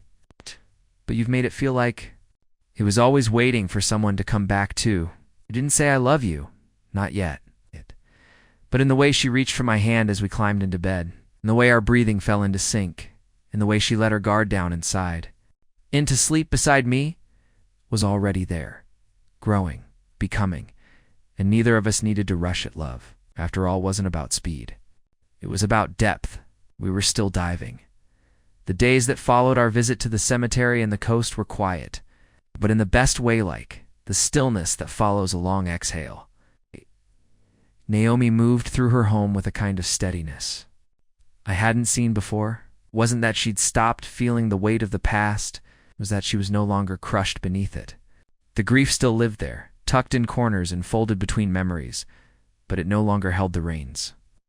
It had softened into something that simply walked alongside her. And being a part of that shift, even in a small way, felt like being trusted with something sacred. We settled into a rhythm that was never officially defined, but unmistakably real. I spent most nights there now, and even when I didn't, she would call or send a photo of something small or sunset through her kitchen window, a half-burned pie crust she'd forgotten in the oven, a sock she found that she swore must be mine. Her life had made room for me, not out of loneliness, not out of obligation, but because she wanted to. And that knowledge sat quietly but firmly inside me like a steady pulse. Still, not everything was seamless. Love, even the slow-burning kind, brings up old fears when it begins to root deeply. One Thursday morning, I noticed Naomi moving differently. She wasn't avoiding me exactly, but there was a guardedness to her that hadn't been there day before. When I offered to make breakfast, she said she wasn't hungry. When I asked if she wanted to take a walk like we usually did, she shook her head and said she was behind on emails. Something in her eyes had retreated. Not far, but enough that I felt it. I didn't press. I'd learned that pressing only made her walls climb higher. Instead, I gave her space, running a few errands and fixing a cabinet hinge that had been loose for weeks. When I returned to the living room, she was sitting on the couch, wrapped in that same knitted blanket, staring at the muted TV. Her hands were still folded in her lap. "I had a dream last night," she said, not looking at me, "about Olivia. She was a little girl again. We were baking cookies, and she kept getting flour on her nose and laughing. But then suddenly, she looked up at me with this serious expression and asked, Why are you letting him take my place? Naomi blinked, and a tear slipped down her cheek. It was just a dream, I know that, but it shook me. I woke up feeling guilty, like I was betraying her by letting someone else fill this house with noise again. I sat beside her, not touching her yet, just close enough that she knew I was listening. You're not betraying her, I said softly. You're honoring her by living fully, by letting love back in. That doesn't mean forgetting, it just means you're still here. She would want that for you. Naomi turned her head, slowly, eyes wet, voice trembling. But what if part of me is still holding on too tightly? What if I'm not ready, and I just thought I was? I finally reached for her hand and held it gently in mine. Then we slowed down. Don't force anything. I'm not here to replace her. I never could. I'm here because I care about you. And whether that means coffee on your porch, fixing leaky faucets, or just sitting beside you while you figure it out, time not going anywhere. She didn't answer with words. Instead, she leaned into me, resting her head on my shoulder, letting the silence do the work of repairing the fragile edges of her fear. That was the thing about Naomi. She didn't need grand gestures or flowery language. She needed presence, and I could give her that endlessly. That afternoon, we went out to the garden. It had rained the night before, and the earth was soft, the air thick with the scent of growth. Naomi knelt beside the flower bed and began pulling weeds, her hands steady and sure. I joined her, and we worked in comfortable silence for a while, the kind of silence that says more than conversation ever could. At one point, she looked over at me and smiled, not the hesitant kind, but the kind that reached her eyes, warming the corners of her mouth like sunlight. You're good at this, she said. Being here, knowing when to speak and when not. Too, I shrugged, brushing dirt from my hands. I guess I've had some practice. She tilted her head. With who? I hesitated a moment, then said, with my mom. Oh. She had early onset Alzheimer's. I was her caregiver for a few years. Before she passed, Naomi's expression softened, a kind of quiet understanding passing between us. That must have been hard, she said. I nodded. It was. But it taught me that sometimes love is just about showing up, again and again, even when there's nothing new to say. That night, as we sat on the porch drinking tea, Naomi reached for my hand and laced her fingers with mine. I'm not going to pretend I have it all figured out, she said. There are still days when I feel like I'm walking on a tightrope with no safety net. But when you're here, the rope feels wider, like maybe I won't fall. I squeezed her hand gently. Then I'll keep showing up, as long as you want me to. She looked out into the darkness, her voice barely above a whisper. I do. I really do. A few days later, something small but significant happened. I was in the kitchen, fixing a dripping faucet in the guest bathroom, when Naomi appeared in the doorway holding a framed photo. I want you to have this, she said. It was a picture of Olivia, maybe 6 or 7 years old, grinning wide, missing one front tooth. Her eyes sparkled with mischief, her arms wrapped around a golden retriever. Naomi set it on the hallway table, beside a small candle and a potted fern. Not because you need to know her, but because she should be here too. In this life we're building, not just in my head. I didn't say anything. I just walked over and stood beside her, letting the weight of the gesture settle in my chest. That photo became a part of the house in the same quiet, powerful way that Naomi and I had become part of each other's routines. Seamless, natural, and deeply intentional. We weren't rushing. There was no need. Each step we took was grounded in something real, something earned. And though neither of us said it yet, I knew the truth was already rooted beneath every word we exchanged, every shared moment, every quiet morning. This wasn't just comfort.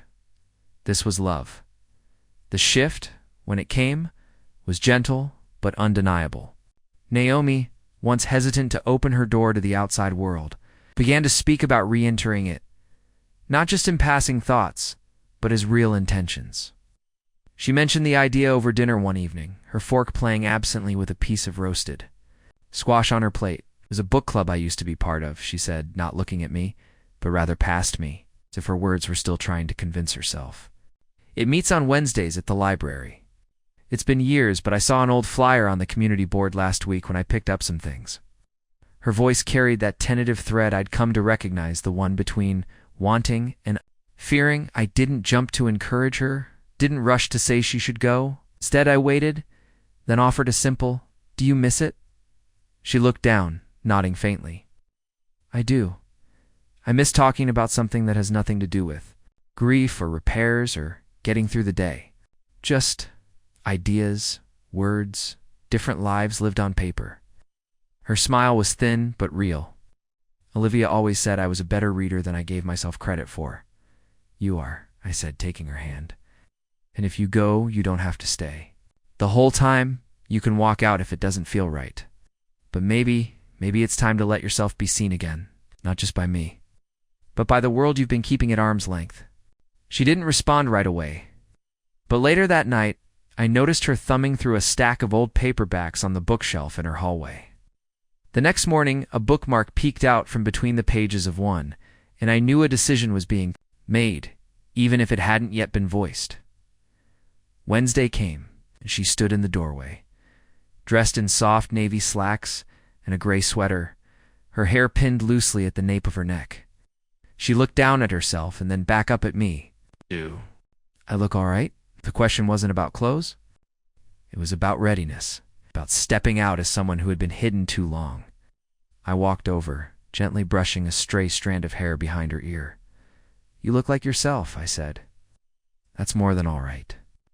She smiled, kissed my cheek, and left with a nervous wave. I watched from the front window until her car disappeared around the bend. The house felt unusually quiet in her absence, not in an empty way, but in a reverent one, like it was holding its breath for her return.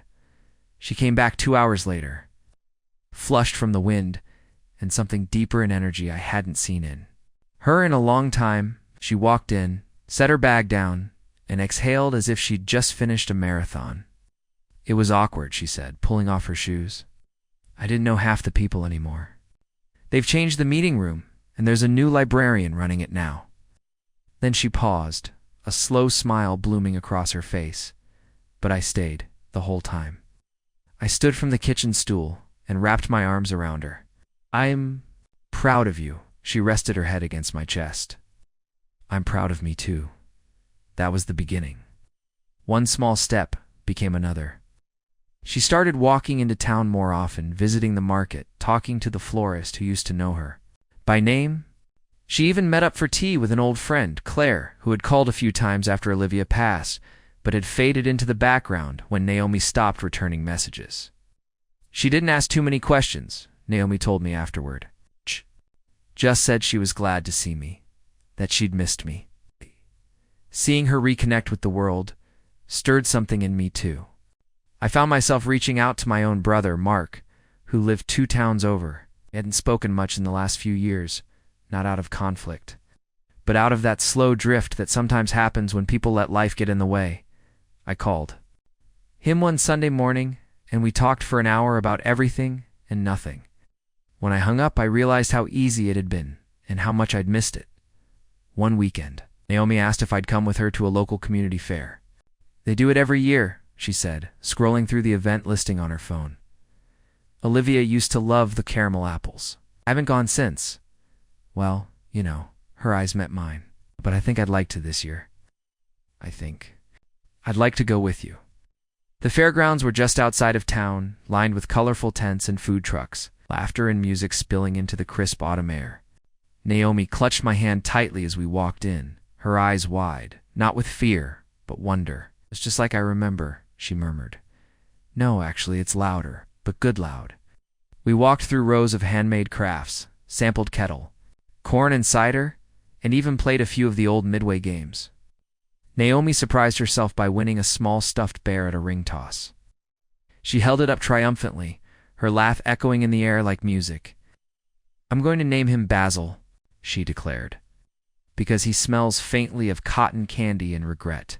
We found a bench near the edge of the fairgrounds, away from the crowds.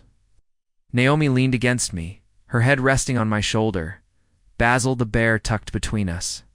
"Thank you," she said, "for being patient with me, for giving me room to grow at my own pace. You never needed to thank me, I replied, but I'm glad I got to witness it. You've let sunlight into places that were dark for a long time. Later that night, back at home, Naomi placed Basil on the hallway table beside the photo of Olivia and the candle. Would have loved today, she whispered. Not just the fair, but seeing me here, laughing again. I watched her from the doorway, her silhouette framed in the soft light, and something settled in me. We weren't chasing joy, we were rediscovering it, piece by piece, moment by moment. Not by forgetting the past, but by letting it gently fade into the fabric of who we were becoming. Naomi turned toward me, her eyes shining, and reached out her hand. I walked to her and took it, feeling the steady rhythm of something rare, love not built on urgency, but on presence, on choosing each other day after day, in the quiet moments and the bright ones alike, and in that small, quiet house filled with memory and hope. We kept choosing each other. There was something about the way autumn deepened in that small town that made everything feel more intimate. The air grew sharper, the trees exploded into streaks of crimson and gold, and the pace of life seemed to soften. Naomi's home, already a haven, became even warmer, blankets draped over armrests, candles flickering in the early twilight, the kettle whistling more often. We had found our rhythm, one built not on grand declarations but on small gestures, her tucking an extra scarf into my truck when she knew I'd be working late, my habit of scraping the frost from her windshield each morning before she left. For the library, it was also unspoken and ordinary, and yet it carried the weight of something extraordinary, a love that didn't clamor to be seen, but was deeply felt in every corner of our shared days. Still, love, no matter how carefully nurtured, always meets its tests. Ours came in the form of a letter. I found it one morning in Naomi's mailbox, wedged between an energy bill and a catalog. The envelope was cream-colored and bore the emblem of a local law firm. I didn't open it, of course. I brought it inside and left it on the kitchen table without comment. When Naomi saw it, she froze. She stared at it like it was a ticking bomb, her fingers hovering just above it before pulling back. I could see the color drain slightly from her face. That's from Olivia's father's attorney, she said after a long silence. Every few years, he tries to reopen things. Custody questions, estate issues. Even though Olivia's gone, he keeps clawing at the past like he can rewrite it. She picked up the envelope and held it to her chest. He never wanted to be a real father, but he wants control. And this, it always sets something off inside me. I stepped closer, watching her closely, but not touching her yet. You don't have to read it now, I said gently, or at all, not unless you want to. She shook her head. I need to know what he wants this time. Otherwise, I'll just imagine the worst. She opened the envelope with careful hands, slid out the letter, and read it in silence. Her face barely moved, but I could see the tightening of her jaw, the way her eyes narrowed just slightly. When she was done, she handed it to me without a word and walked out to the back porch. I read the letter quickly, was legalese cloaked in civility. A request for shared ownership of a small property Olivia had inherited from her grandmother. Technically, it still bore Olivia's name, even after her death. Now, her estranged father wanted to reach an amicable agreement. I followed Naomi out to the porch. She was sitting in her favorite chair, blanket around her shoulders, staring out at the garden with the kind of stillness that wasn't peaceful, it was restrained. I can't believe he has the nerve, she said finally, voice low. Never visited her once during the final year. Never sat through the chemo, never held her hand during those long, terrible nights. And now he wants to be involved in her legacy? Her voice cracked slightly and she turned her face away. It feels like he's trying to claim a piece of her, even though he refused to know her. I sat beside her, close enough to be there, but not suffocating. Can't take away who she was to you, I said. He doesn't get to rewrite that. You don't owe him anything, least of all peace, if it comes at the expense of your own. Naomi looked at me then, really looked. How do you always know the right thing to say? I smiled faintly. I don't. I just know you. And I know that you don't need to justify your grief or your choices to anyone, least of all him. She exhaled, the the sound ragged and real, and leaned her head against my shoulder. I'm so tired of always feeling like I have to defend my life, my choices. Even now, after everything, the world finds ways to ask me to prove myself again. We sat like that for a long time. Eventually, the tension in her body eased. I'll talk to my lawyer tomorrow, she said quietly. I just needed to fall apart a little first. I kissed the top of her head. You're allowed to fall apart. Just don't forget you're allowed to lean on someone while you do. That night, the house was quieter than usual. Naomi went to bed early, and I stayed up a while, pacing the hallway. My thoughts tugged in 100 directions. It wasn't just the letter. It was what had stirred this fear that even after all the progress, all the healing, one moment from the past could threaten to undo it. The next day, Naomi did call her lawyer. She was calm, composed, and firm. She made it clear she had no intention of ceding anything, and that she would fight if she had to. Watching her stand her ground was like witnessing someone step into their full height after years of being told to crouch. But the encounter had still shaken her. That evening, as we made dinner together, I noticed her hands trembling slightly as she chopped carrots. You okay? I asked gently. She nodded too quickly. Yeah, just tired. I didn't push, but when she set the knife down and pressed her palms to the counter, her shoulders sagged. What if there's always something, she said. What if life just keeps handing me things to fix, and I never get to just ... be? I turned off the stove and walked around to face her. Then you won't fix them alone. This is not just love, but partnership. I'm here for all of it, the letters, the hard days, the sleepless nights. You don't have to earn peace. You just have to let someone stand beside you while you find it. Naomi's eyes filled then, tears welling fast. And for the first time in a long time, she let herself be held without pretending she was okay. She sobbed into my shirt, not loudly, but deeply grief, leaving her in quiet waves. I held her, murmured soft things I wasn't sure she heard, and simply stayed. When the tears stopped, she looked up at me with a tear-streaked face and said, I haven't felt this safe in years. I cupped her face gently. Neither have I. It wasn't a grand moment. There were no fireworks. But it was something better, something rooted. The kind of safety that doesn't come from locking the world out, but from knowing that even when it tries to creep back in, someone will be there to hold the line with you. We finished making dinner together. We ate quietly. We laughed once, or twice. And though the letter still sat on the hallway table, unopened now and irrelevant, its power had faded. What remained was a solid, steady, and growing stronger, not despite the world, but within it. Together, in the weeks that followed the letter and all the emotions it unearthed, Naomi and I found ourselves settling into a new kind of rhythm one. That felt quieter, more sacred, like we were finally walking through life side by side, not just moment to moment, but with a shared vision that stretched further than the day ahead. The hard conversation had carved out something raw and honest between us. And from that place, the days that came after felt like the most intimate we'd ever shared. There was no dramatic shift, no proclamation of forever, but I could feel her trusting me with more of herself. She asked me to pick up groceries when she was too tired. She handed me her house keys without comment when I went to run an errand. She began to use the word we more, even in the smallest things. We should fix that back fence before the snow comes, or we're running low on cinnamon. It was in those mundane references that I felt the roots going deeper.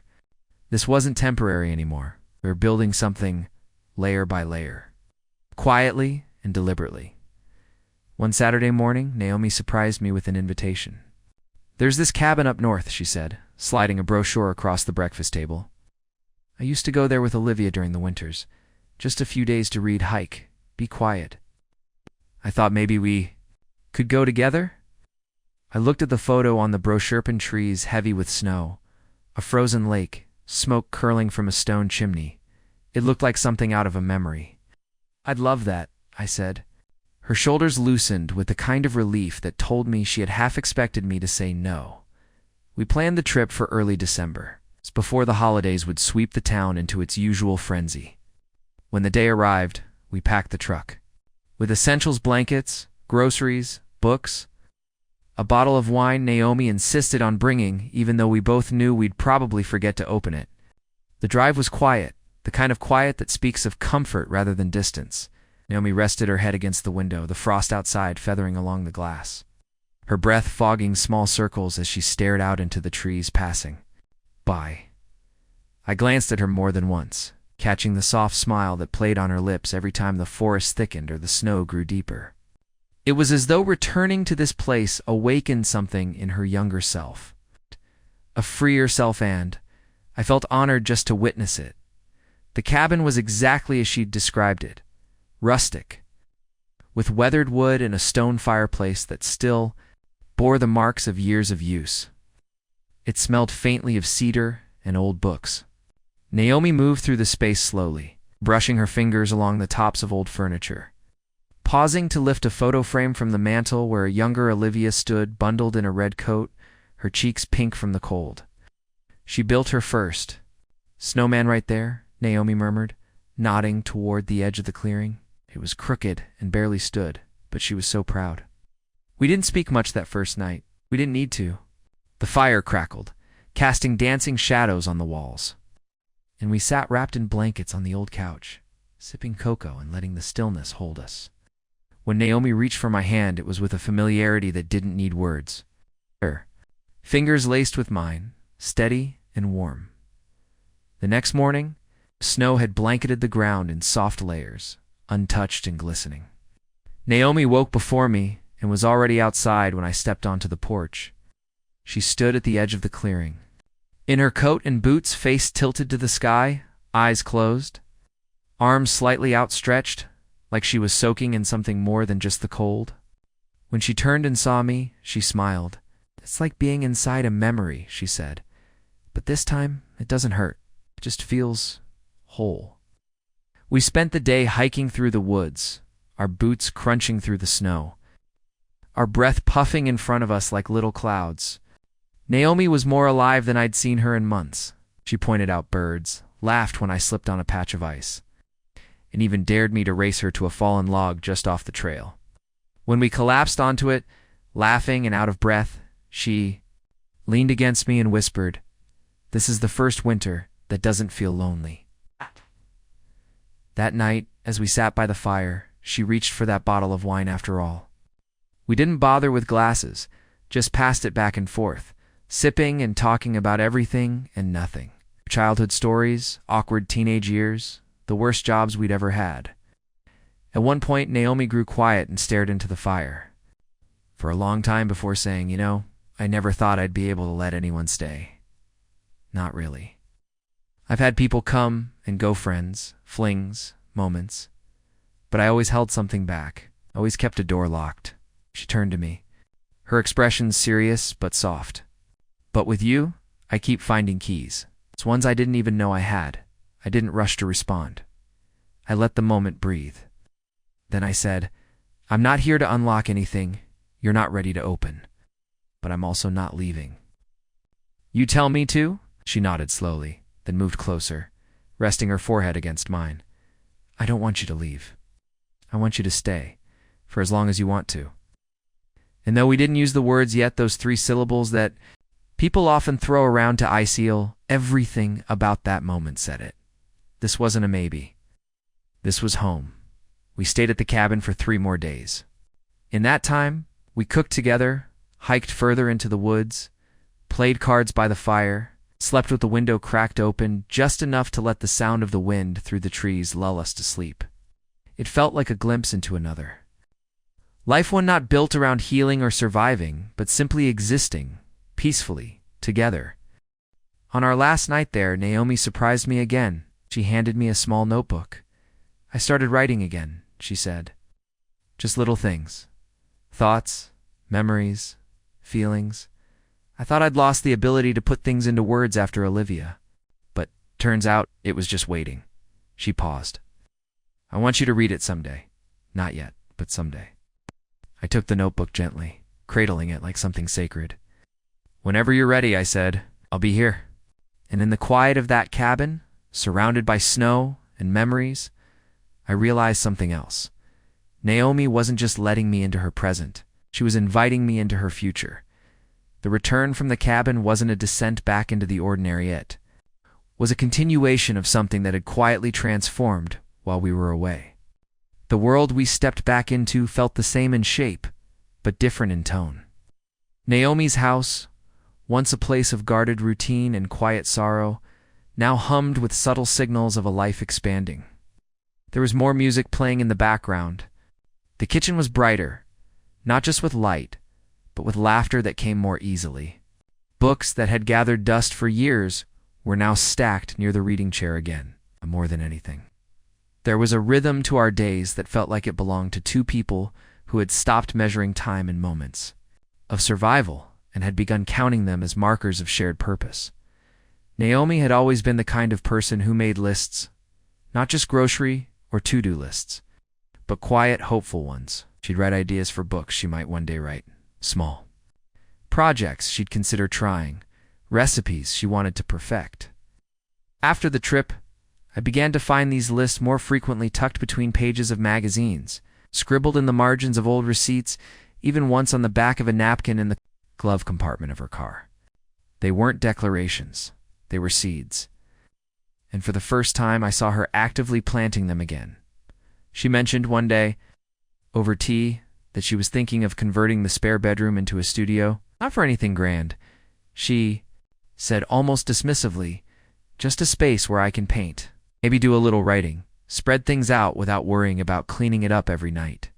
I nodded, already picturing the way the sunlight streamed into that room in the early mornings. Let's do it, I said. We'll clear it out this weekend. She looked at me, surprised. You don't think it's silly? I shook my head. No, I think it's long overdue. The project became a quiet joy. We moved the old twin bed into storage, repainted the walls a soft cream, added floating shelves and a sturdy table she found at a thrift store. She picked out the curtains linen with a subtle floral pattern, and I installed a wall-mounted lamp over the writing desk. Each item we added felt like a restoration of something she'd quietly packed away years ago. I noticed her spending more time in that room, sometimes with music playing softly, sometimes just sitting at the desk with a mug of coffee, scribbling in her notebook or staring out the window. The more she used it, the more that room became a symbol of where she was heading, not away from grief, but forward through it. Meanwhile, my own life began to take shape around hers in a way that surprised even me. I started turning down out-of-town jobs more frequently, choosing to work on projects closer to home so I wouldn't be away for too long.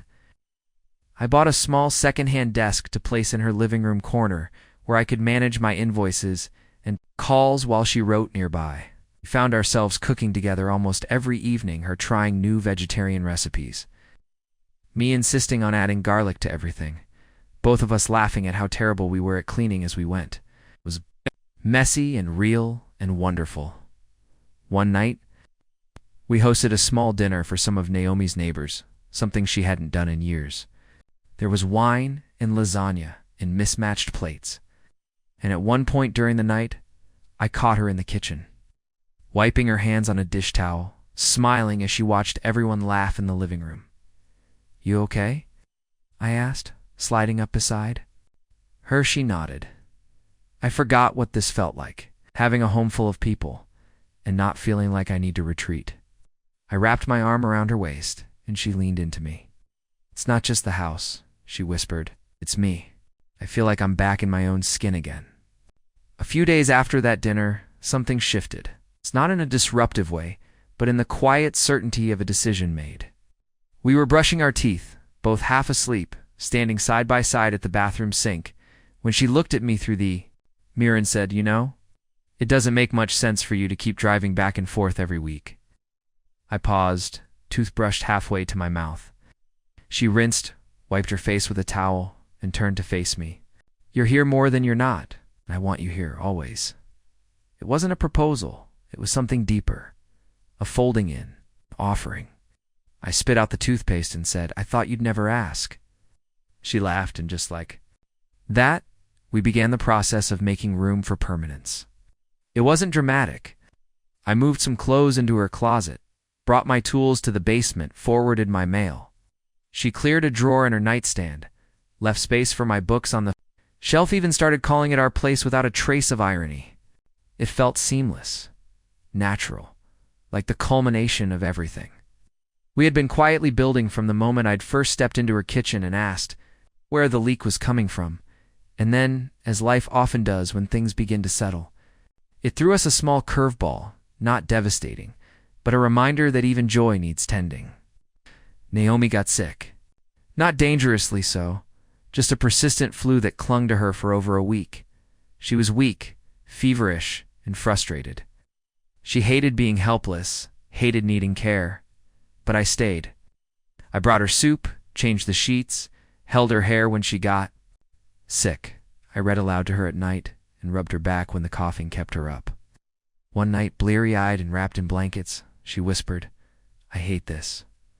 I kissed her forehead. "I know, but I'm still here." It was in that week when things weren't pretty, when she couldn't offer laughter or energy or conversation, that something deeper rooted itself. Love isn't always fireworks or warm cabins or shared dinners.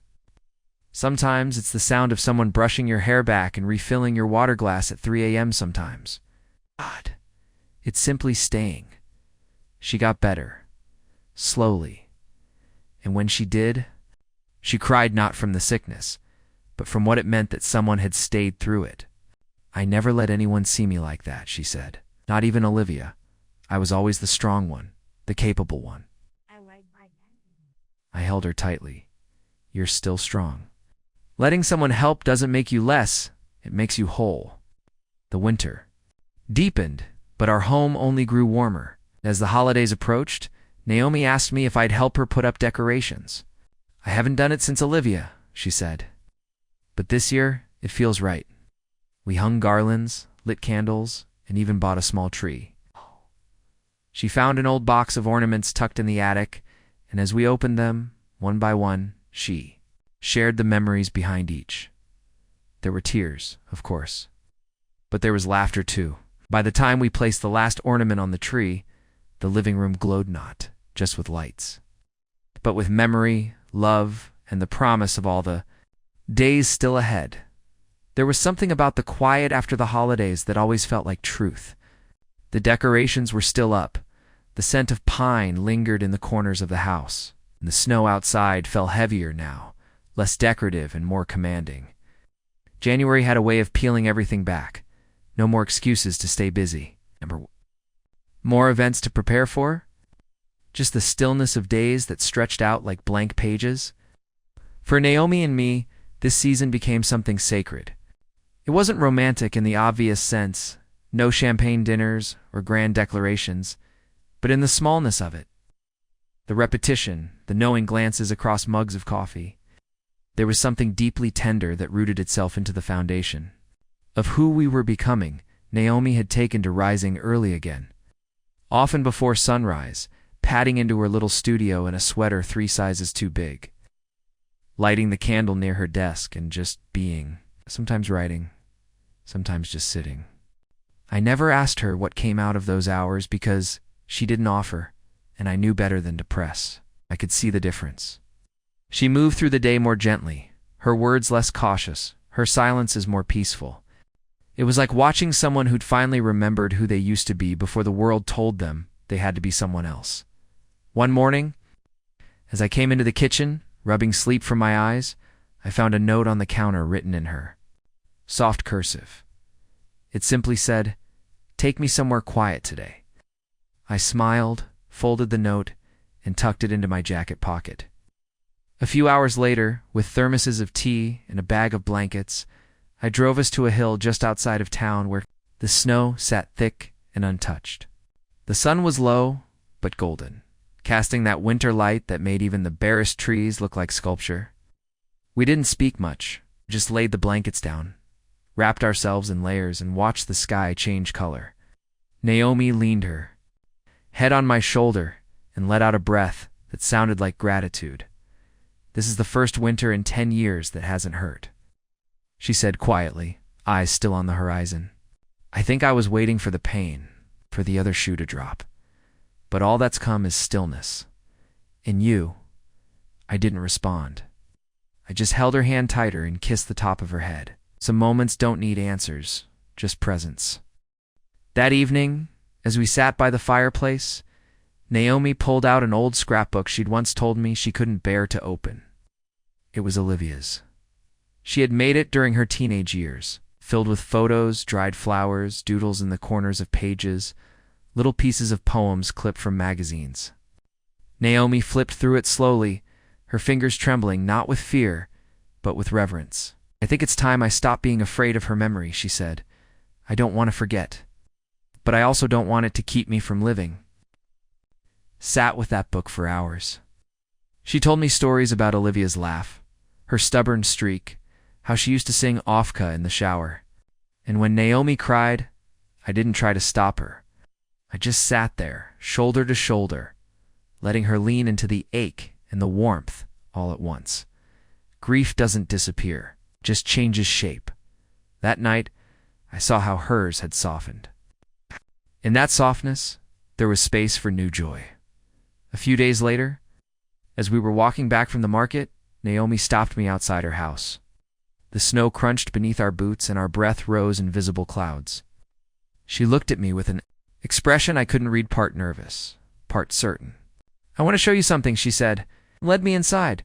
She brought me into her studio where a canvas stood on the easel facing the window. She hadn't let me look at what she'd been working on since she cleared the room. She stepped aside and nodded. It's not finished, she said, but I want you to see it. I approached slowly. The painting was abstract in form, but the feeling was unmistakable. Two figures, side by side, walking into a pale blue horizon. One slightly ahead, the other just behind, but their shadows cast as one. Around them, soft strokes of color-warm yellows, tender grays, subtle greens that hinted at spring. It's us, I said softly. She nodded. It's what I see when I think of safety, not walls, not locks, just this movement. Together. Light. I turned to her, moved beyond words. Naomi, I began, but she shook her head gently, stepped forward, and placed something in my hand. A key, not one I recognized. It's to the lake house, she said. It's been empty for years. I stopped going after Olivia passed, but I've been thinking. Maybe we fix it up. Together. A new project. A new chapter. I turned the key over in my palm, feeling the cool weight of it, the history, the trust. You sure? I asked. I'm not sure about anything, she said. I'm not afraid of trying anymore. The following weekend, we drove out to the lake house. It was tucked behind a thicket of birch trees, its roof sagging in places, the deck bowed from seasons of neglect. But it held stories in its bones, and potential in its walls. We spent hours walking through it, pointing out what could be repaired, what should be replaced. Naomi lit up with every step, like a kid planning the layout of a dream trush. In the attic. We found a box of old photo albums, and as the wind howled outside, we sat cross-legged in the dust, flipping through them. Pictures of Naomi and Olivia in summer dresses, eating watermelon on the dock. A photo of a much younger Naomi holding a fishing rod, beaming proudly. And tucked in the back an envelope addressed to Mom in Olivia's handwriting. Naomi. Opened it slowly. Inside was a simple note, barely more than a few lines. Don't stop living when I'm gone. Please don't. There's more ahead and I want you to find it. You deserve to laugh again. Naomi pressed the letter to her chest, her eyes filled but unspilled. She knew, she whispered. Even then, she knew I'd get stuck. I wrapped my arms around her, and we stayed like that, the wind rattling the windows, the past swirling. Around us like dust caught in a sunbeam. And as I held her, I realized something else. It wasn't just that Naomi had let me in. It was that, through her, I had begun to understand a kind of love I'd never known before, one that had nothing to prove, one that asked for nothing more than presence, patience, and honesty.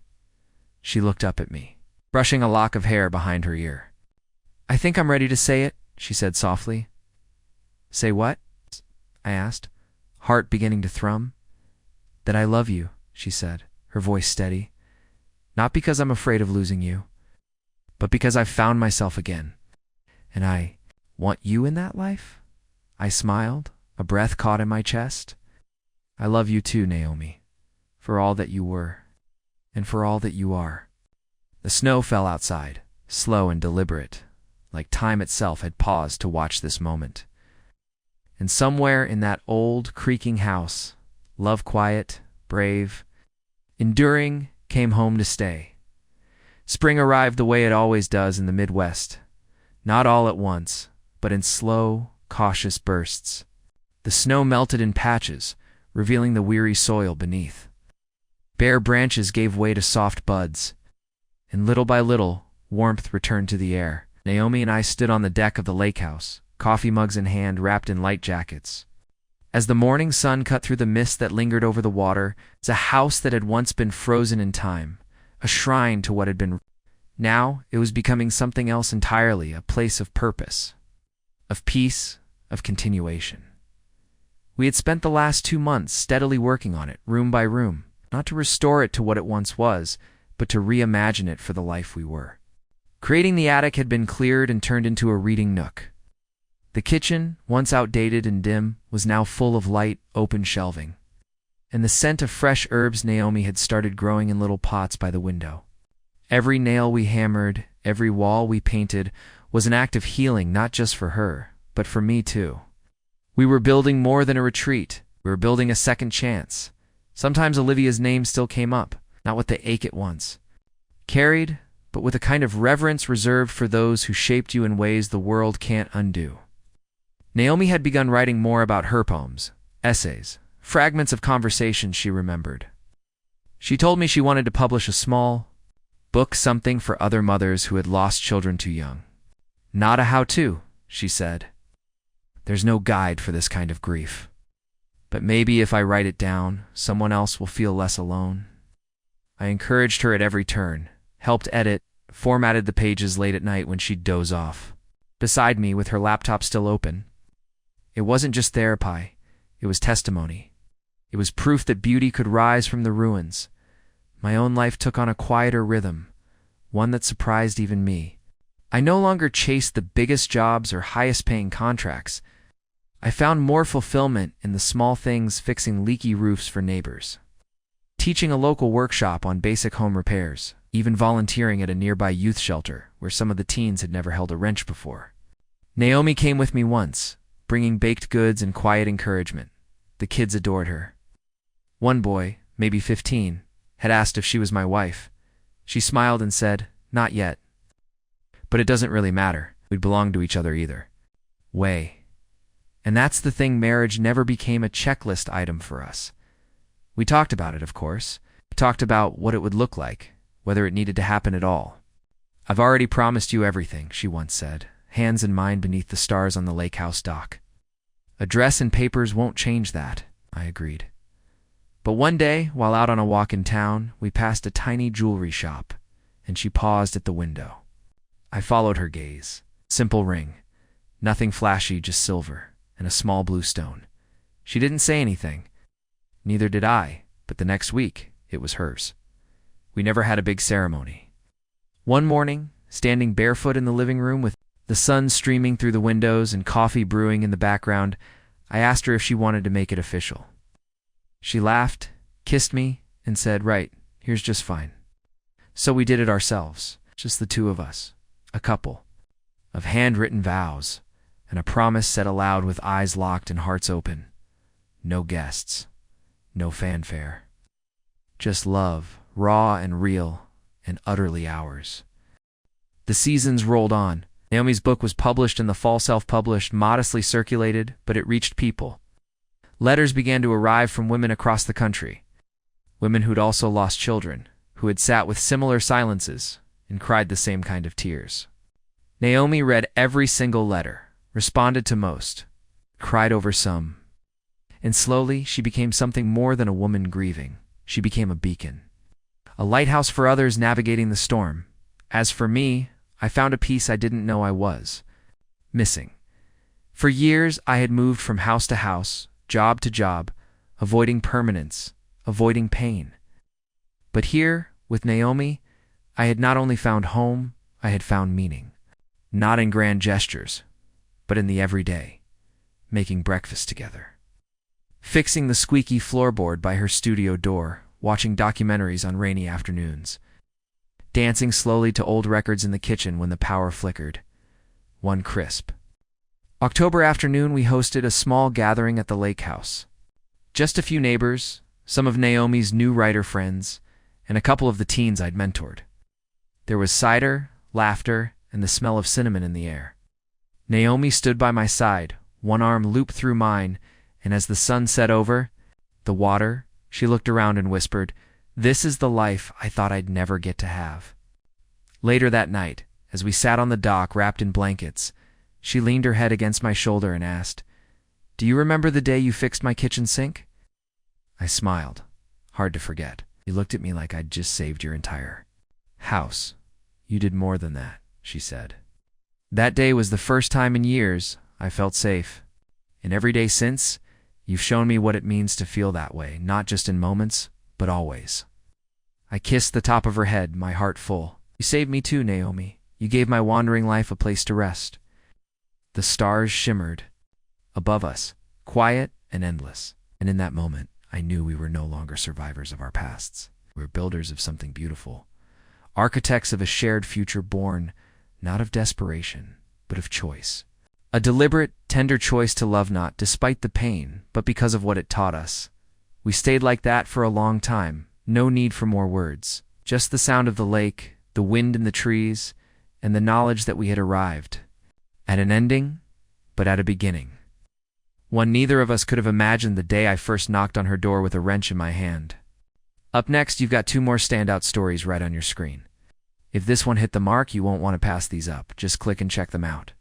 And don't forget to subscribe and turn on the notification bell so you don't miss any upload from us.